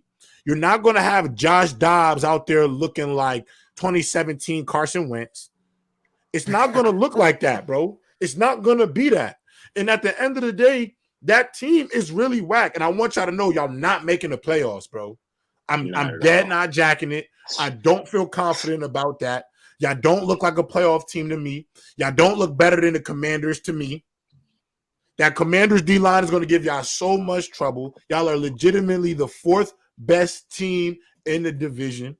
I cannot tell the difference. I can't sit here and say the only thing I know about Daniel Jones is that he gets paid $40 million a year. Because the difference, because I don't see what impresses me about him, $41 million a year. But I can tell you a bunch of quarterbacks names who I saw this past weekend play some football, and I couldn't tell you that. And in my head, Daniel Jones is not does not seem like there's a gap between Daniel Jones and this player. Let me give you some names now. Jordan Love. Jordan Love. I was about to say that. Jordan Love's better than Daniel Jones. Jordan Love is, to me, better than Daniel Jones. I haven't seen much. I don't know if he's better than Sam Howell. I don't know. I'm going to be honest. I'll give you a rookie. I don't know if he's better than C.J. Stroud. I hope you've been watching him play for the Texans. I don't know if he's better than C.J. Stroud. Go watch some Texans football. I don't know if he's better than – this is what? Trent says a top 10 quarterback in the league? Top 10? I don't really see the difference between him and Desmond Ridder. Like, I don't really see the gap, bro. I'm going to get nasty. I'm going on it. Because, bro, there's only a few quarterbacks in the league I could definitively say Daniel Jones is better than. The only difference is that he's making $41 million a year. He might be better than he's better than Justin Fields. That's cool. Whatever. But outside of that, I don't see this man doing nothing. I don't see nothing about Daniel Jones that's impressive.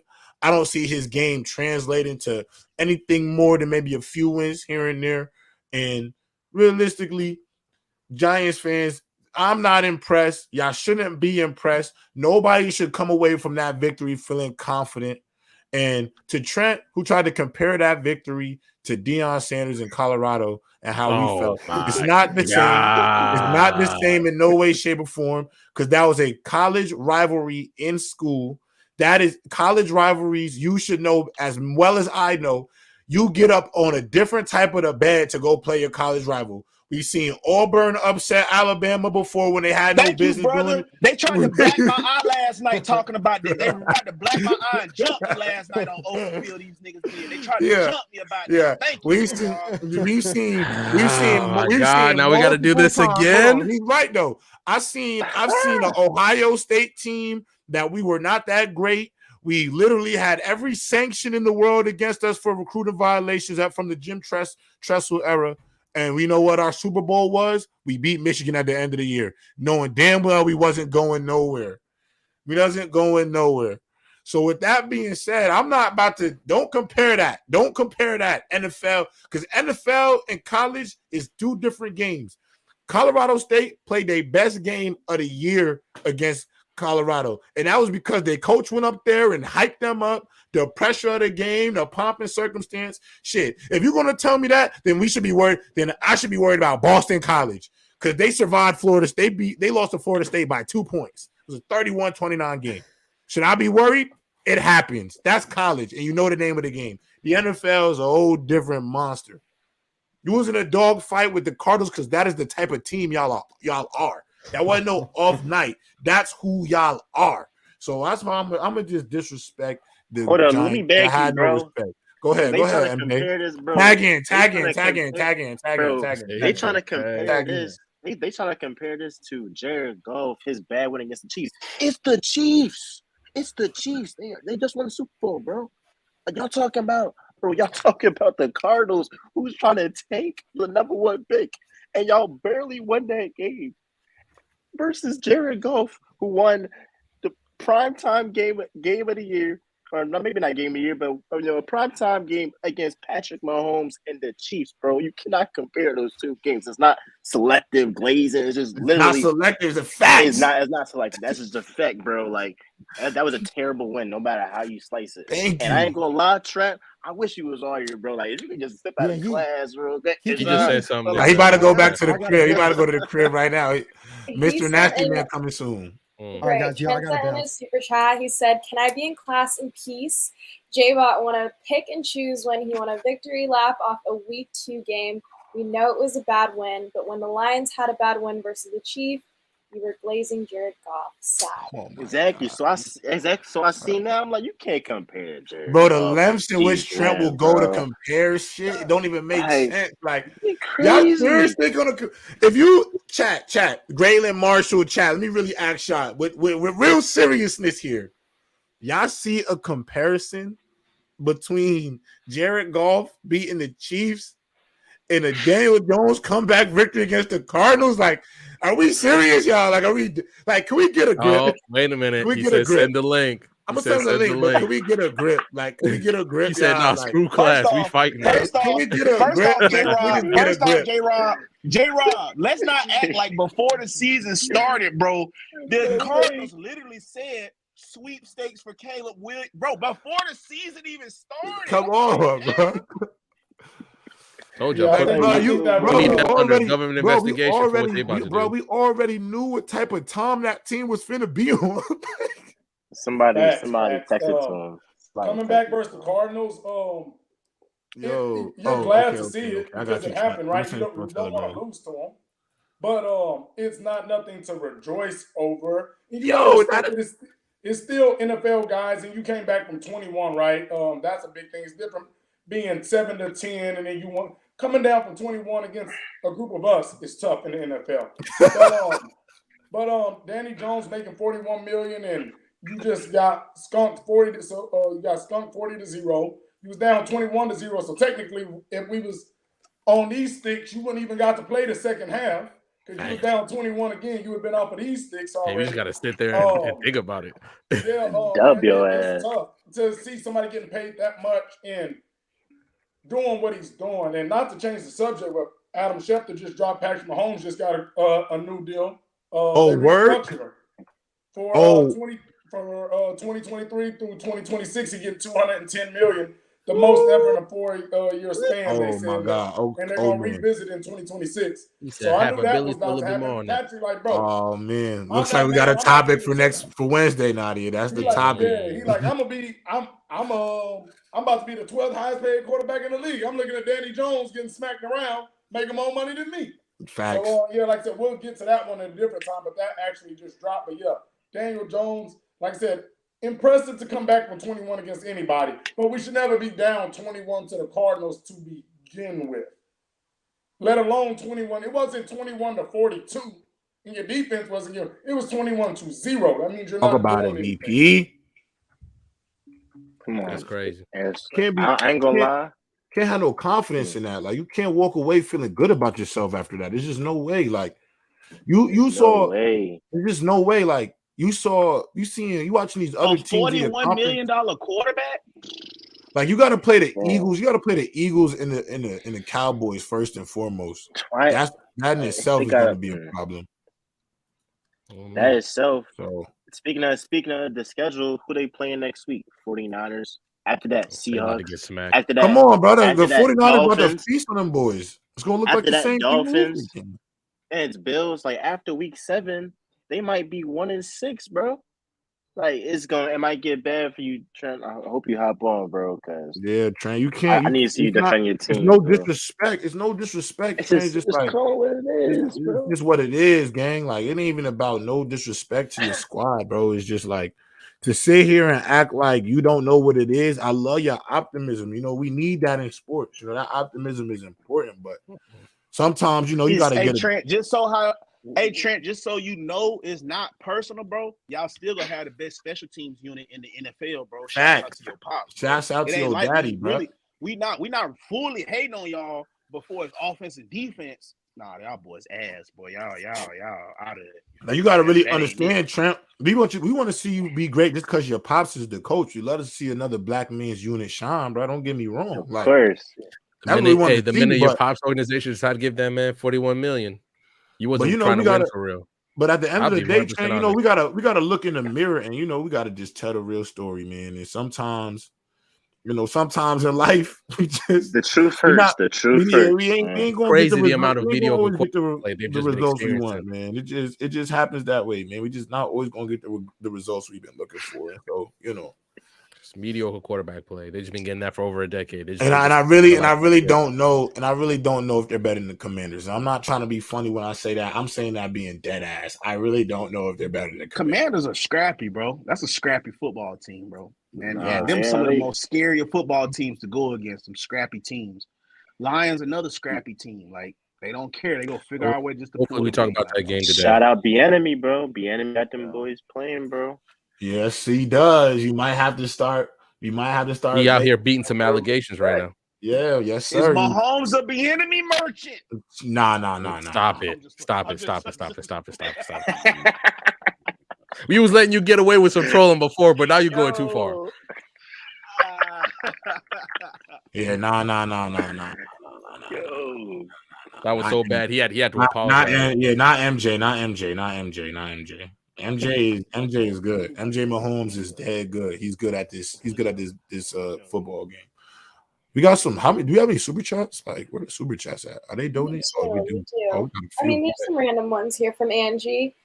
Herbert got hella plot armor. Mookie, it's the manga artist, the mangaka. Yeah, Mookie out here saving his boy. Mookie with Lamar is Damon with Tupac undercover. Hey, yeah. Russ bugging out in Colorado. Nuggets now prime.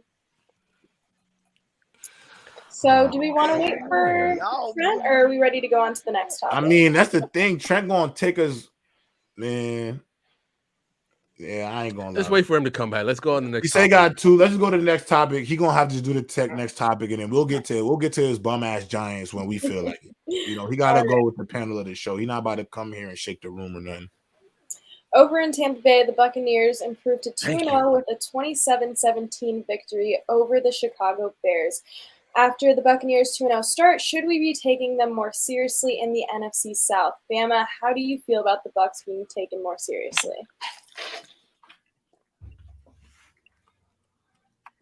Hey, bro, my fault, bro. Y'all gotta. Angie's stupid as hell, bro. She said that nigga's like David off of Friday. Angie a menace for real. Like, she's incredible. Oh my god! Yeah. All I could think about is when that nigga sunk on the couch and said, Tupac. I just in front of his TV when Lamar played. Lamar, boy. Oh my gosh. But I don't give a fuck about Butter Mayfield. NFC South. My dog Butter. Last division in football right now. I'm not buying it. I think that rookie is gonna start developing and coming along in his progression, and he's going to overtake that conference. It's the first two games. The reason why I don't want to harp on the Broncos is the same reason I'm not going to praise the Buccaneers. It's 2 games. They got 15 more weeks to go. How you start is not always how you finish. So the one thing I'll probably say, if you just want me to be what can I say? Just objective about this. I would probably say yes. A team with nothing to lose or they have no expectations, that is a very dangerous ball club, especially in a week-to-week basis. They have nothing to do. They can go out there and play free. We can go out there and try one-arm catches. Butter Mayfield can go out there and just throw bullshit up. And these guys, sometimes it ends up working because we loose around here. We don't care. Everybody pretty much got job security for the whole year because this ball club has no expectations. Coaches can call play calls in they playbook to where normally if you were a team that's trying to make the playoffs or make a Super Bowl push, you might not call everything in your playbook, especially in certain situations. Oh, at 3rd and 8, them boys might call a run play, and it might end up working just because at this point we don't give a fuck. Because you can't hurt us. You can't hurt us no more than we had already hurt ourselves. So we can go out here and be free. Week 1, week 2, week 15, week 17, week 8, we can be as free as possible. And sometimes in sports, that's very scary. But to me, do you think they'll be free to get them, a first round bye or something in the playoffs and push through to the playoffs? Fuck no. There's no way that Butter Mayfield strings together enough games for them to look good, because we saw when he gets expectations and pressure start to arise, he will be the sole reason your team will lose a football game. And if it wasn't for the Browns saying, no, we're going to spam Nick Chubb all game, they would have missed the playoffs. What was that? When he played for the Browns and almost missed the playoffs, he started throwing all of them picks until they had dwindled down all of his passing attempts and they started spamming Nick Chubb, and that's when they was able to salvage that season. We had already seen it. Once he gets some type of expectations, he is going to fold like clothes, dog. So I'm definitely not buying Butter Mayfield. Am I happy that he's still balling? Do I think he's still a good NFL quarterback? Yes. But am I buying that bullshit he's selling? No, he is selling straight powdered sugar. It is not real. You do not want that. You is gonna be mad. Oh my That's God. all I'm saying. Go ahead, MJ. Go ahead. I think the NFC, the same way how like a year or two ago, I think it was 2 years ago, they thought the NFC East was gonna be like terrible. And then we actually we like turned the name from NFC least to, now the Eagles made the wild card, the Cowboys won some games, the Giants won some games. I think that same thing is going to happen with the NFC South. The Falcons 2-0. The Saints going to be in the mix. Got a good defense. The Bucks got a good defense. We was already thinking before the season started, the NFC South is not going to be nothing. But it's looking like they might be the surprise division. And we're really thinking about it this NFL season, bro. So, look, I do agree with Bama, though. Like, when, what happened when Baker Mayfield, when he was on the Rams, he had that one surprise game when he came back and there was no expectations back then. And then once he got the expectations, you saw what happened. So I definitely do agree with that. It's difference in expectations. That's why you have starting quarterbacks and backup quarterbacks, because the backups, a lot of times, they fold when the expectation, piles up. I will say, though, they definitely got a chance to make the wild card, though. Definitely got a chance to make a wild card. I'm interested to see what they do on Monday night, though. On Monday night against the Eagles. Because if they're competitive against the Eagles, I'll definitely give them a shot to be a wild card. I gotta say this. I know Bama hates when I do this because he feel like I like to jump off the cliff. You feel me? I'm definitely one of those people that likes a good sports story. I love a good comeback story. I love it. It must make sports fun. So also, I do want to see the Saints fail. I can't lie. I do want to see the Saints fail because I just think the way Derek Carr spoke about on this channel is absolutely absurd based off what he's not done in the league to have this type of level of confidence or praise. Because I guess I watched a different level of football than some of y'all have watched. And I definitely could say that if Derek Carr was replaced by certain quarterbacks during his tenure with the Raiders, they would have a different level of success, whether they want to admit that, whether they want to admit that or not. You spread Hold on. Whether you want to admit that or not. So I'm gonna go look at these Buccaneers. Oh, yeah. I'm gonna look at these Buccaneers, and I'm going to straight up just give them the benefit of the doubt because the NFC South is so washed as a division. I mean, Mike Evans out there still looking like one of them guys, Trent. I know you say he might be, he's not top 10 no more, but that production is still top 10. Whether you want to admit that or not, he's still out there balling. Sure, huh? He's a good receiver. He's just not top 10. No, he's still good. No, I'm saying he's still but I'm saying, somebody want to call him top 10. I can understand, bro. Still balling. Damn. But with that being said, you want to add that's 70? No. I'm saying if somebody said they did him dirty on that. No, I'm saying if somebody said it, it is what it is. I'm not saying I got him as top 10, but if somebody said, I could understand why that man's still out here producing at a high level, and that's what he does. As long as Baker Mayfield and them is getting the ball and all of that, we good. But Trent, don't start coming here talking about the Giants. They did answer this question first, and then we could get to you at the end. You heard? All right, go ahead. I'm I think you got to pay attention to any team that's winning in the NFL because winning in the NFL brings along confidence, right? And starting out 2-0, it don't matter if you started with the Cardinals and the Bears.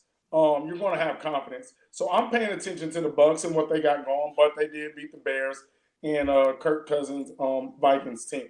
I'm not scared of the Bucs, but you got to pay attention to teams that are getting rolling confidence. One.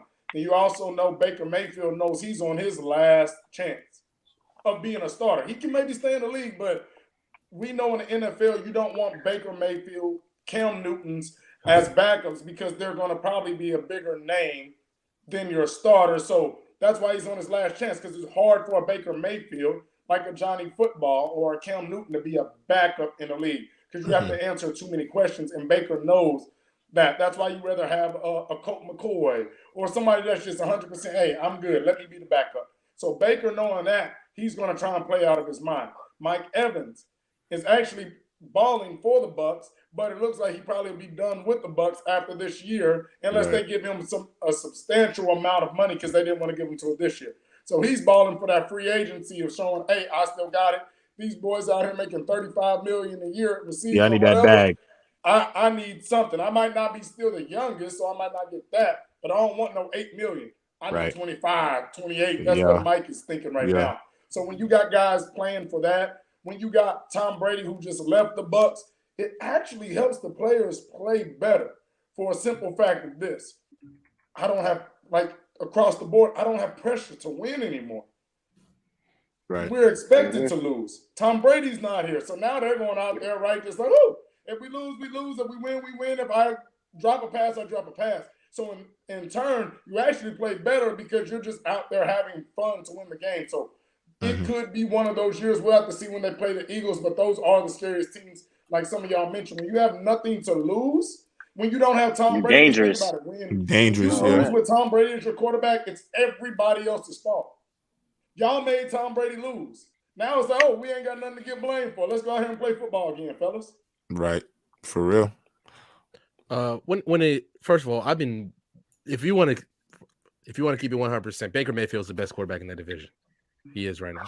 The way he's been playing, the way he made the right plays against the Vikings, and he was balling all over that Bears secondary in the second game. Obviously, you look at the Bears defense and you're not impressed, but like Bama always says, you play who's in front of you, and he was cooking.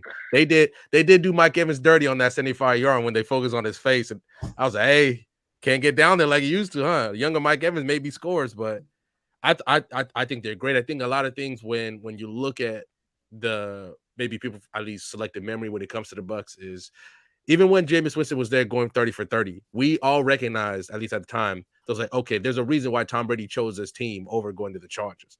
Right. They're a good team. They really are a good team. And even though, especially how Tom Brady played last year, they're still a good team. They have a lot of really good pieces there. Rashad White, I like him. Obviously, Mike Evans, Chris Godwin. There's good pieces on that defense as well. They may not be names that you think, like, especially if you look at their secondary, but they got pieces all over the place. And all they needed right now is, obviously, now that DP said it, that pressure's off and just keep playing. But they're a wild card team at best. They're going to lose to the Eagles next week. That's what's going to happen. They're going to lose to the Eagles, but it may be a closer game than some people want to admit. And they're not, like I said, they're not trying to win a Super Bowl. So all that thing is gone, and we're chilling now. So they got a good team, and Baker Mayfield, at least so far, has been making the right plays too. You can't just look at that and say he's not. He's the best quarterback in the NFC South. Best quarterback in the NFC South. You understand that if Mookie was up here, he would try to fillet you right now. And I'm like, go ahead and explain to me how your little 1-point win over Ryan Tannehill is that important. Is that the same Ryan Tannehill that Justin Herbert couldn't beat? Oh, my bad. I ain't even say that. I still think Bryce Young better. Giants. I can go now? Yeah, go ahead, Trent. Okay, so first, I don't know why, because I was texting Gerald all day yesterday. Nobody was hyping it up. I was just laughing. I was like, it's not how you started, because I was trolling him because I was picking and choosing. Losing. Oh yeah, I was on their ass. I was for sure on their ass. Yeah, but for sure. First off, one. Not Bama. Gerard, you so disgusting because this was the Ohio State lover boy who you think that you said in the beginning of the season that he would be undoubtedly a top 10 quarterback at Justin Fields, who can't read an NFL defense, you will be glazing that comeback. I ain't even praised Daniel Jones' comeback. Nah, I wouldn't have glazed that comeback. Not against the Cardinals. I wouldn't have glazed that, bro. I wouldn't have glazed that. I swear I wouldn't have. This is year 2. What time has Justin Fields gotten to be evaluated as a quarterback? Again, until y'all block for that man and stop making him an RB1.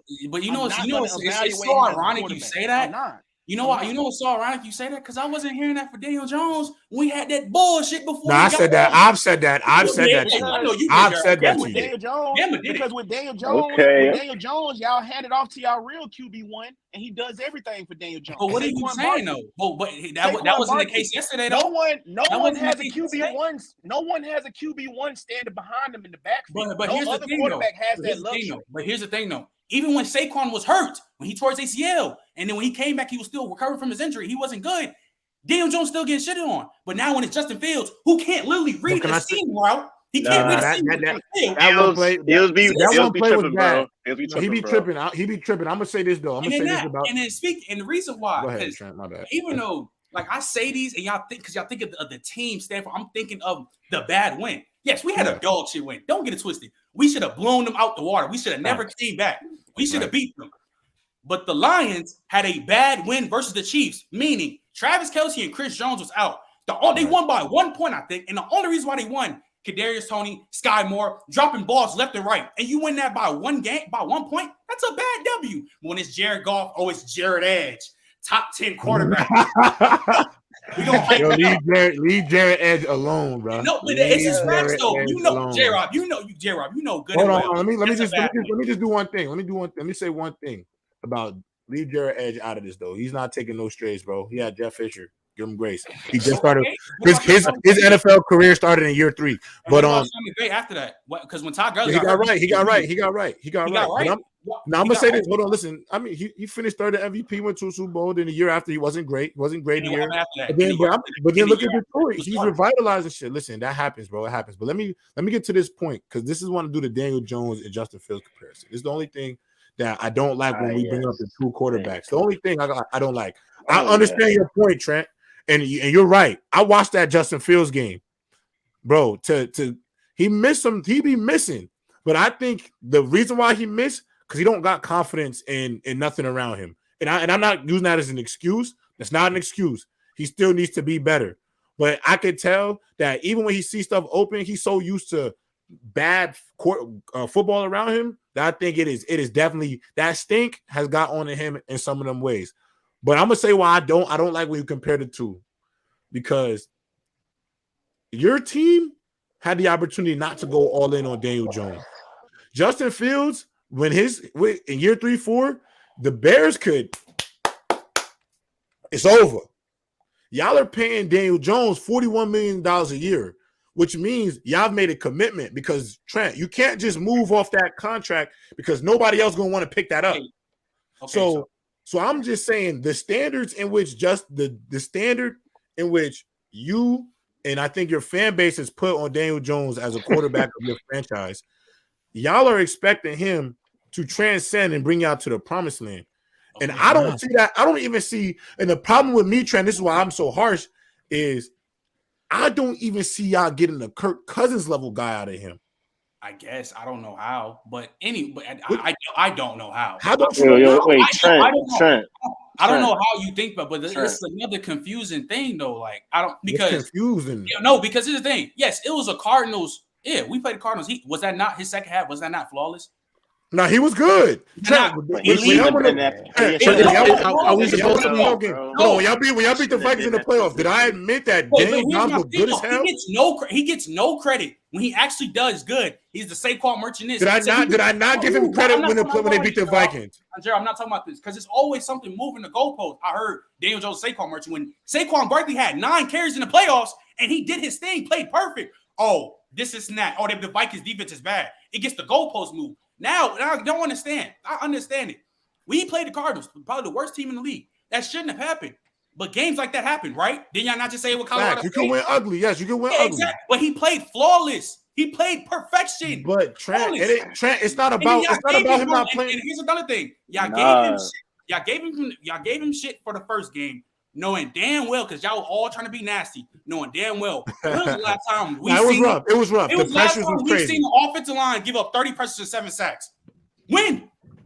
Yeah, but bro, you're gonna deal with the same thing against the 49ers. My whole thing about the game, my whole thing wasn't really about Daniel Jones. My assessment when we were talking about was about the team. Like when I was talking about I don't have us going to the play. I don't have us to lock. It's 50. I think right now, I'm not confident in your team. Yeah, right now it's not about Daniel Jones. It's about your entire team, bro. Y'all don't. Evan Neal is a bust. Is better, bro. He's a bust. Kayvon Thibodeau. Hold on, Tab, but no, for real. But Kayvon Thibodeau. Don't get me started on him. I gotta see, like, bro. I'm starting to. They're not. He's not looking dominant like what people said he was going to be. They're not bust. No, it's only been 2 weeks. It's only been 2 weeks. Evan Neal not a bust either, bro. There's no way. No, you're not about to let this. I think he might have to play guard though, Bama. I think he might have to move him to guard though. Maybe, bro, but it's not. It's not Bama bias, Trent. Like the man is freakish, bro. 61-inch box jump. No, he is freakish. He's freakish. It's hard for me to think that's a buzz, bro. Like that cannot be a buzz, bro. He just I think None it's of that coaching. freakiness show on the field. He can turn it around. He can have an Andrew Thomas development. But he could definitely turn it around. It happens. I just don't, because what I've seen, even from this Cardinals game, bro, that pass rush run nothing. You still getting beat. He had a Chase Claypool play. I was sending the telegram later. He's literally just standing around. Nobody, and Daniel Jones gets sacked. Like, he had a Chase. I agree. I agree because I watched that game. With that. I can't agree. That. Even though it's only 2 weeks, but bro, he was horrible last year. Now it's the first 2 weeks, and you still not looking that good. But we can still, bro, it's only 2 weeks. We don't know what can happen. Justin Fields can turn around. He's been garbage his whole career. We don't know. It's only been 2 weeks, bro. He's just been running for his life his whole career. Like Trent, really my only thing with your team was, it really, like, I really wasn't taking a shot. When I was telling the Giants fan, I wasn't taking a shot at Jones. I was taking a shot at the team. Like, I think, Trent, me and you said on the phone, bro, y'all paid a lot of money for what y'all consider upgrades, and I have not seen them upgrades, bro. I'm gonna be honest. Like, I'll be honest. I don't see. That's it. That's all I've seen from the second half. The second half you've seen it, but but to me, it's like, is the second half against that Cardinals? Is that what the like? I gotta see. I want to see again. I want to see it against when y'all play the Commanders. And the only reason I'm saying that is because only because, like, I don't care about the Cardinals game, and I really don't care if y'all lose to the 49ers. I really just care more about how you gonna compete in your division, because that's really come down to. You're gonna be third. You're gonna be third. Y'all going off this air grenade, y'all high off the gas. No, I'm not high off the gas. I like that defense too. I like that D line. Yeah, that D line is back. Yeah, and don't forget they got Allen. They got Allen, bro. They got some guys, bro. Yeah, they got Deron Payne. Like, it's a good D line. Bro, we gonna see, bro. I'm not. They got good weapons on their perimeter too. I like Dotson, Scary Terry. Bro, my dog B-Rob Jr., Mr. Come on, Mr. G Unit himself. Them boys is all right. Like, it's not going. I just don't think. I just don't think it's to me, Trent. I just don't think it's the clear cut like that. That position for third is going to be closer than we think. And MJ, don't let them Commanders be all right, because your team also got some trouble too. Come on, I'm gonna just speak on it. Y'all got some holes, bro. Y'all have some holes. The Eagles have real holes this year. Y'all got some holes, bro. It's only been 2 weeks, but bro, Trent, keep it a buck. Trent, keep it a buck. Eagles are still going Trent, keep it a buck. But Trent, keep it a buck. We're more likely, but Trent, let's keep it a buck. We more likely see teams show who they are early, and then on the back end, we be like, yo, this is who they've been all year. We say that just as much as we say that, we also, we had moments where Cardinals looked like they was good, start off 8-0. And it completely flop on the back end. That happens. Jaguars look mid to start the year. Back end of the season, it happens. But bro, we've also seen teams show you who they are, and all year that's like the Vikings. They showed you last year, regardless of how good that record looked. We knew from the start of the year they had a bad defense to the end of the year they had a bad defense. And when they got to the playoffs, Daniel Jones and Saquon Barkley had their way, because we knew all year that defense was bad. We knew since the first 4 weeks. All it is Brian Johnson and Jalen Hurts on the same page. What's the stigma around the Eagles then? Because the Eagles, what I'm saying, I'm worried about the Eagles secondary. I'm worried about the secondary. I'm worried about Bradbury. We got an injured. Yeah, got Bradbury's injured. I low key think y'all might be better off playing Eli Ricks over Bradbury from what I seen that first game. I like what I saw out of Eli Ricks in them preseason, bro. I like what I seen out of Eli Ricks in them preseason games. He looked like he could play. And y'all need a safety. Y'all need a safety, bro. I'm gonna just keep it a buck. We got Reed. Y'all messed up. Trent, the biggest thing the Eagles did, the biggest move that the Eagles did that they're gonna regret is not giving Chauncey the bag. Chauncey is. Y'all should have gave Chauncey the bag, bro. Y'all should have gave Chauncey the bag. Max is the one that hurt me, bro.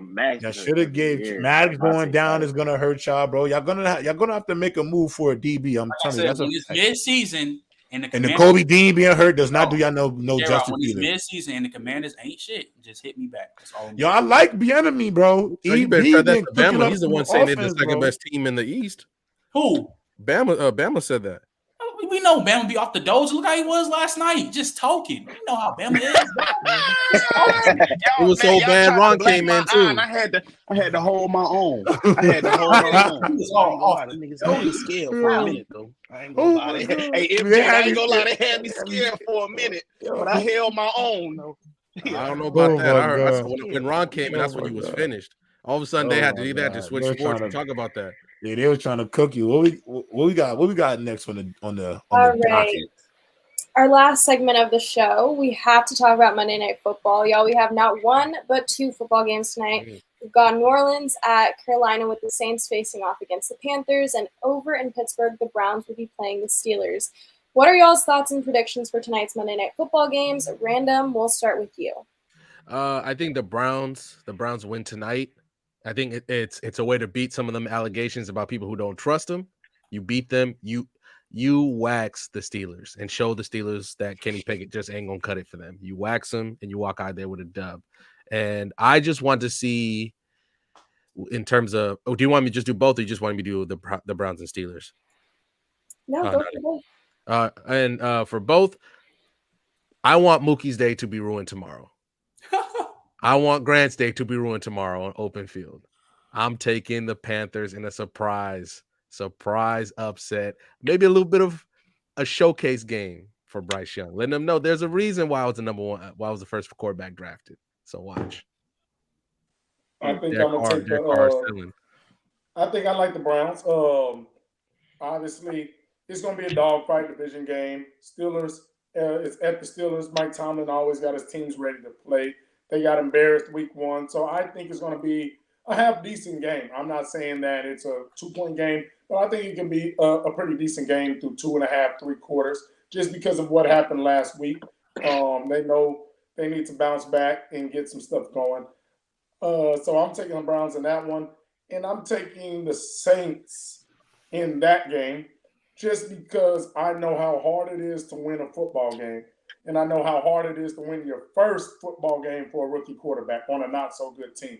So until he wins that game, it's hard to pick those Panthers, because it's very, very hard to win in the National Football League, especially when you have a supporting cast that isn't up to par to kind of carry you to some wins. So I'm not saying Bryce Young won't figure it out, but until he figures it out, it's hard for me to, pick them to be a Derek Carr and the Saints. Not saying Derek Carr is Patrick Mahomes, but Derek Carr has won football games, and I think he's on an overall better football team. I like that, DP. I'm gonna go straight up. For the first game that starts at 7:15, I'm going to take the Panthers. I mean, obviously, the Saints' old D line is way better than that Panthers O line, but looking for a little magic. I'm not rocking with the Saints. See, I'm not rocking with the Aints. Like, I'm not rocking with the Aints on Monday. I'm not rocking with the Aints. I prefer a little bit of some madness on Tuesday. I want Mookie to be in a bad mood. Unfortunately, Grant, it's not personal against you, but it's definitely for Mookie. I definitely want to see the look on his face when if he loses to Bryce Young and company. So, I realistically feel like ultimately I think the team that should win is the Saints, but I'm going to take the Panthers. And for that, in this next game,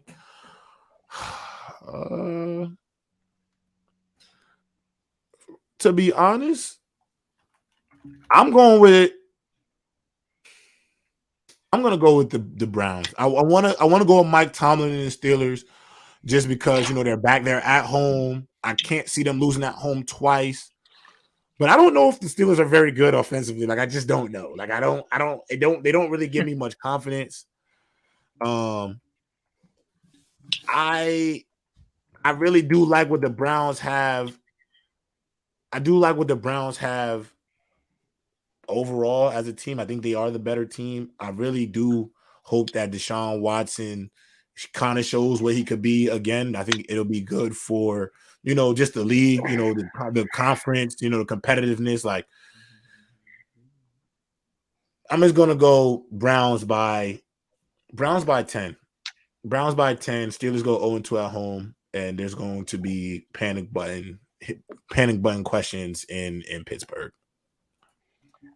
All right, so very good team. Saints first thing with the Saints and Panthers, I'm surprised that they playing tonight. Like, I'm so dead ass. Like, why couldn't it be Chiefs versus Jaguars? Like, another marquee matchup, or Well, doesn't at least Seahawks, every Lions. team get one? They get one primetime game, right? Every team does, right? I don't Or am I know, tripping? Because you'd rather just get that game out the way early if you got primetime. Because obviously, if this was late in the season, everybody you got to flexing get out that one. game. Yeah, you flexing out that game. Deserve to never play a primetime game, but because of the league, you got to expand the brand and all that. But yes, some teams should never be on primetime ever. So you just knocked us out early. You knocked us out early. Then going to the prediction, I believe in Derek Carr. I believe in the Saints defense. So I'm gonna say that they beat the Panthers handily tonight. But I think the toughest game is going to be the Browns and Steelers. And I think the Steelers about to do an upset. You gotta think they got blown out, embarrassed by the Niners, bro. Like every time, like divisional opponents, like they know each other very, very well. Like it's gonna be a close game. And I'm gonna go with Mike Tomlin and the crew to get it done. Over the Browns. I think the Browns, they riding high off that. First win off the Bengals, but that is a Bengals team that is banged up. Joe Burrow ain't the Joe Burrow that we knew. So how much weight can we hold into that? So I'm gonna have the Steelers with the close one, upsetting the Browns and making the AFC North look like it's really bad to be a contest there. That's a tough division for sure. Man, bruh, I think Deshaun Watson's gonna be back. And I got this Browns team winning a lot of games. So, therefore, I got them smacking the Steelers tonight. I like T.J. Watt. I like George Pickens. Kind of even like Deontay Johnson, elite route runner. But Nick Chubb's about to go stupid. Deshaun Watson's about to go crazy. So, I got the Browns smacking them. And I'm with your route. I'm not rock with the Saints because of G-Baby and Mookie. So, I'm going with the Panthers. I hope Bryce Young really have his first real game to show people that why he's the number one pick. I hope he really go crazy because I'm going with the Panthers. Yeah, that's mainly my reason for picking the Panthers as well. I'm just straight hating on Mookie. I'm picking the Panthers because I'm foreshadowing Bryce Young how I did Tua. All of this y'all see with Tua 2 years ago. How much is this Bama related, Bama? I told y'all this. All Bama related. Tua was going to be who he was because I watched Tua for 7 straight weeks when he was at Bama have more touchdowns than incompletions. So it's no coincidence that he's having the success that he's having right now. Whether you want to say he was a Judy merchant, Devontae Smith merchant, Waddle merchant, Ruggs merchant. You name a lot of first round talent. That's a lot of merchandise, man. And that's what I'm saying. For him to be a lot of merchants, he did have 3 1,000-yard receivers that same year too. So man, a lot of QBs would do that. A lot of QBs would have done that. Respectfully, a lot of QBs would do that. And yes. You sure about that? Yes. You sure about that? When you have a whole when you have a whole receiver would do that. First round picks, what are we talking about? And Hartman would do that. I don't think. Watch this random. Hey, wait, Randall, hold on. Okay. Watch this. Will Shador do that? I got you. Yeah, exactly. Exactly. That's what. Throughout that 400-yard passing games, he's been having 3 and multiple 100-yard receivers. Yeah. Why are we talking about Tua's college right now, bro? No, we're talking about no. I'm not even gonna do it. I'm picking Bryce because he is going to be better than what y'all seeing from Tua. So this is what year 3, year 4 Tua. By that time, Bryce is going to be times 2 better than what y'all seeing from Tua right now. Then on top of that, I have to also take the Browns because I fuck with Deshaun Watson, bro. He gonna deliver. Y'all tried to drag that man's name through the mud when his girlfriend is Jilly, bro. Like I felt bad for bullshit. I felt bad for even playing into the bullshit with the massage shit, man. After I saw that, man, that shit just makes no sense, brother. For him to have a girlfriend he has. But I ain't gonna get into that, man. The man finna restore his you name. Just don't want him to be accountable for his actions. No, it ain't. He was in them massage parties. What we talking about, bro? I put context clues together, bro. I played on the team. This man out here creating a whole new storyline. It's been documented. It's been documented. He was doing all right, bro. It ain't been done because the people ain't been documented. That's a lie. You just put on national TV on that man name again, but it ain't put no real name to it. They've been anonymously hiding their names, Bama. Come on, bro. Right. But it's been documented. But they anonymously hiding their names. So that people like you don't know. It's not our business. It's a whole case. What we talking about? People like me don't. You know you can. I ain't gonna get into this. Panthers. All right, bro. Browns. I'll end it at that. He's an innocent man, dog. He gonna keep restoring his name all season long, and it's gonna boil down to the Browns and the Ravens. Man, but he was the one on Instagram getting all them massages for real. All right, bro. You right. All right, y'all. We still got about like 5 minutes left. Do you guys want to go around and talk score predictions for tonight? I think the Browns. It's an AFC North matchup, man. So it's gonna be a dogfight in the beginning. But I think the Browns just pull away, win by 10 late, maybe like 24-14 or 30-20. But they pull away late. When you look at that Brown squad, where's their weakness for real? Where's their weakness? Ain't none. J-Rob, you muted. If you talking, you muted. Quarterback. I mean, I feel like, ironically enough, Trent, the weakness is in I was going to say quarterback, and what I mean by that was thank you. And what I mean by weakness, it's not really a weakness because I have the utmost confidence in Deshaun Watson's ability. You know what I'm saying? Like, but I think he's the question mark because obviously he hasn't played for so long. So I'm with you, Trent. Like, I feel like I'm with MJ. I think that's the weakness, but it can easily be a strength tonight. You know what I'm saying? Like these I don't know what they don't have. I don't see the part of their team. Like, they have a decent O-line. I like the weapons. I like the running back. I like the defense. I like the set of corners they got. I like the safeties. I like the D-line. I even like the linebackers. Like, I don't really see. I mean, and I don't know, I don't know where they really fall flat at. I mean, it's a very good team. Quietly, it's a very good team. So as long as he's comes back normal, I mean, I think he'll be fine. J-Rod, talk about my Falcons, gango. I'm not sold. I'm gonna just be real with you. I'm not sold on the quarterback yet. I like the weapons though. Weapons is crazy. Weapons crazy. Gotta see more from the quarterback though. I don't make Kyle Pitts the top B tight end like I know he is. Bro, if you don't give him the ball, bro, I'm sick of y'all. Bro. Yeah, it's weird. Yeah, they gotta open up that playbook a little bit more for me over there in Atlanta.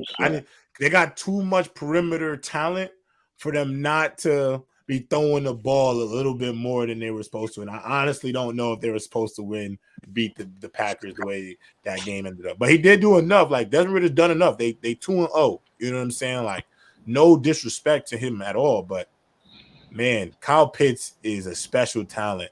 Like, he should be more dominant in games, I feel like. I really like the way Drake London played. He looked pretty good. But as long as he can keep getting those guys the ball. Falcons got themselves a little squad, young. Yeah. If they had a real quarterback, I would easily pick them to win the division. Me too. The Falcons should be the best team. So easily, bro. I would easily. Got it. But the thing is, though, I could just tell the way they run that offense, they're not really demanding a lot out of Desmond Ridder. Like, they're not going. I just could tell. We could tell when that play calling is just real conservative with a guy. Like, you could just tell it is. And, to me, conservative play calling comes back to haunt you later on because, you become, I feel like, easier to scheme. Like, there's not too much to not expect. So they're repping Falcons after a 28-3 lead. It's absurd. So, I mean, I could see the Falcons, though, low key. Listen, I still say the guy that everybody needs to be paying attention to is Kyler Murray. If he go to ATL, oh Lord, pay attention to where he goes, man. There's gonna be a lot of teams that are gonna be like, "Yo, we need a ATL." Might take the shine from Trey Young. The Jets are gonna take a real look at Kyler Murray too. They may not say it publicly, but they're gonna, after this year with Zach Wilson, low key, no bullshit. Why not trade for Kyler Murry right now? But his injury history is going to be a problem. So it wouldn't be a good decision. But you only get Rodgers for one more year, so you still, no matter what, the Jets still have to look towards the future, bro. That's just the cold hard truth about it. Like, I like Kyler Murray. You could look at him maybe sitting under Aaron Rodgers for a year, then him after Rodgers is done, after his redemption year, you go into your future with Kyler Murray. I mean, I think it would be good for Kyler to sit behind him. I don't even think Kyler needs to sit, but he coming off his injury, he get healthy. You got to restructure that contract though. That's too much money in your quarterback room. He restructured it already, bro. He gave away $35 million of it. Why would Kyler restructure? Aaron Rodgers did. Yeah. Aaron Rodgers. No, you're not. You're gonna take on the contract, but you'll figure it out. You'll figure out the money portion of it. I'm just saying, no matter what, the Jets have a problem. They have to go find a quarterback for the next 10 years, no matter what. That is the truth. And, I think their goal was to hope Aaron would be this bridge to make sure Zach can be that. But if you really in your heart look at Zach Wilson and think he can be the next 10 years of your franchise, you're out of your mind. He's not, but I'm interested to see what Zach does against lesser competition.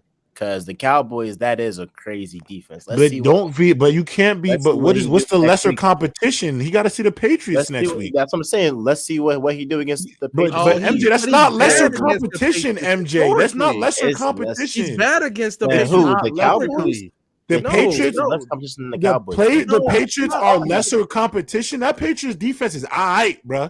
It's not going to be. They're not going to go out there and be worried about.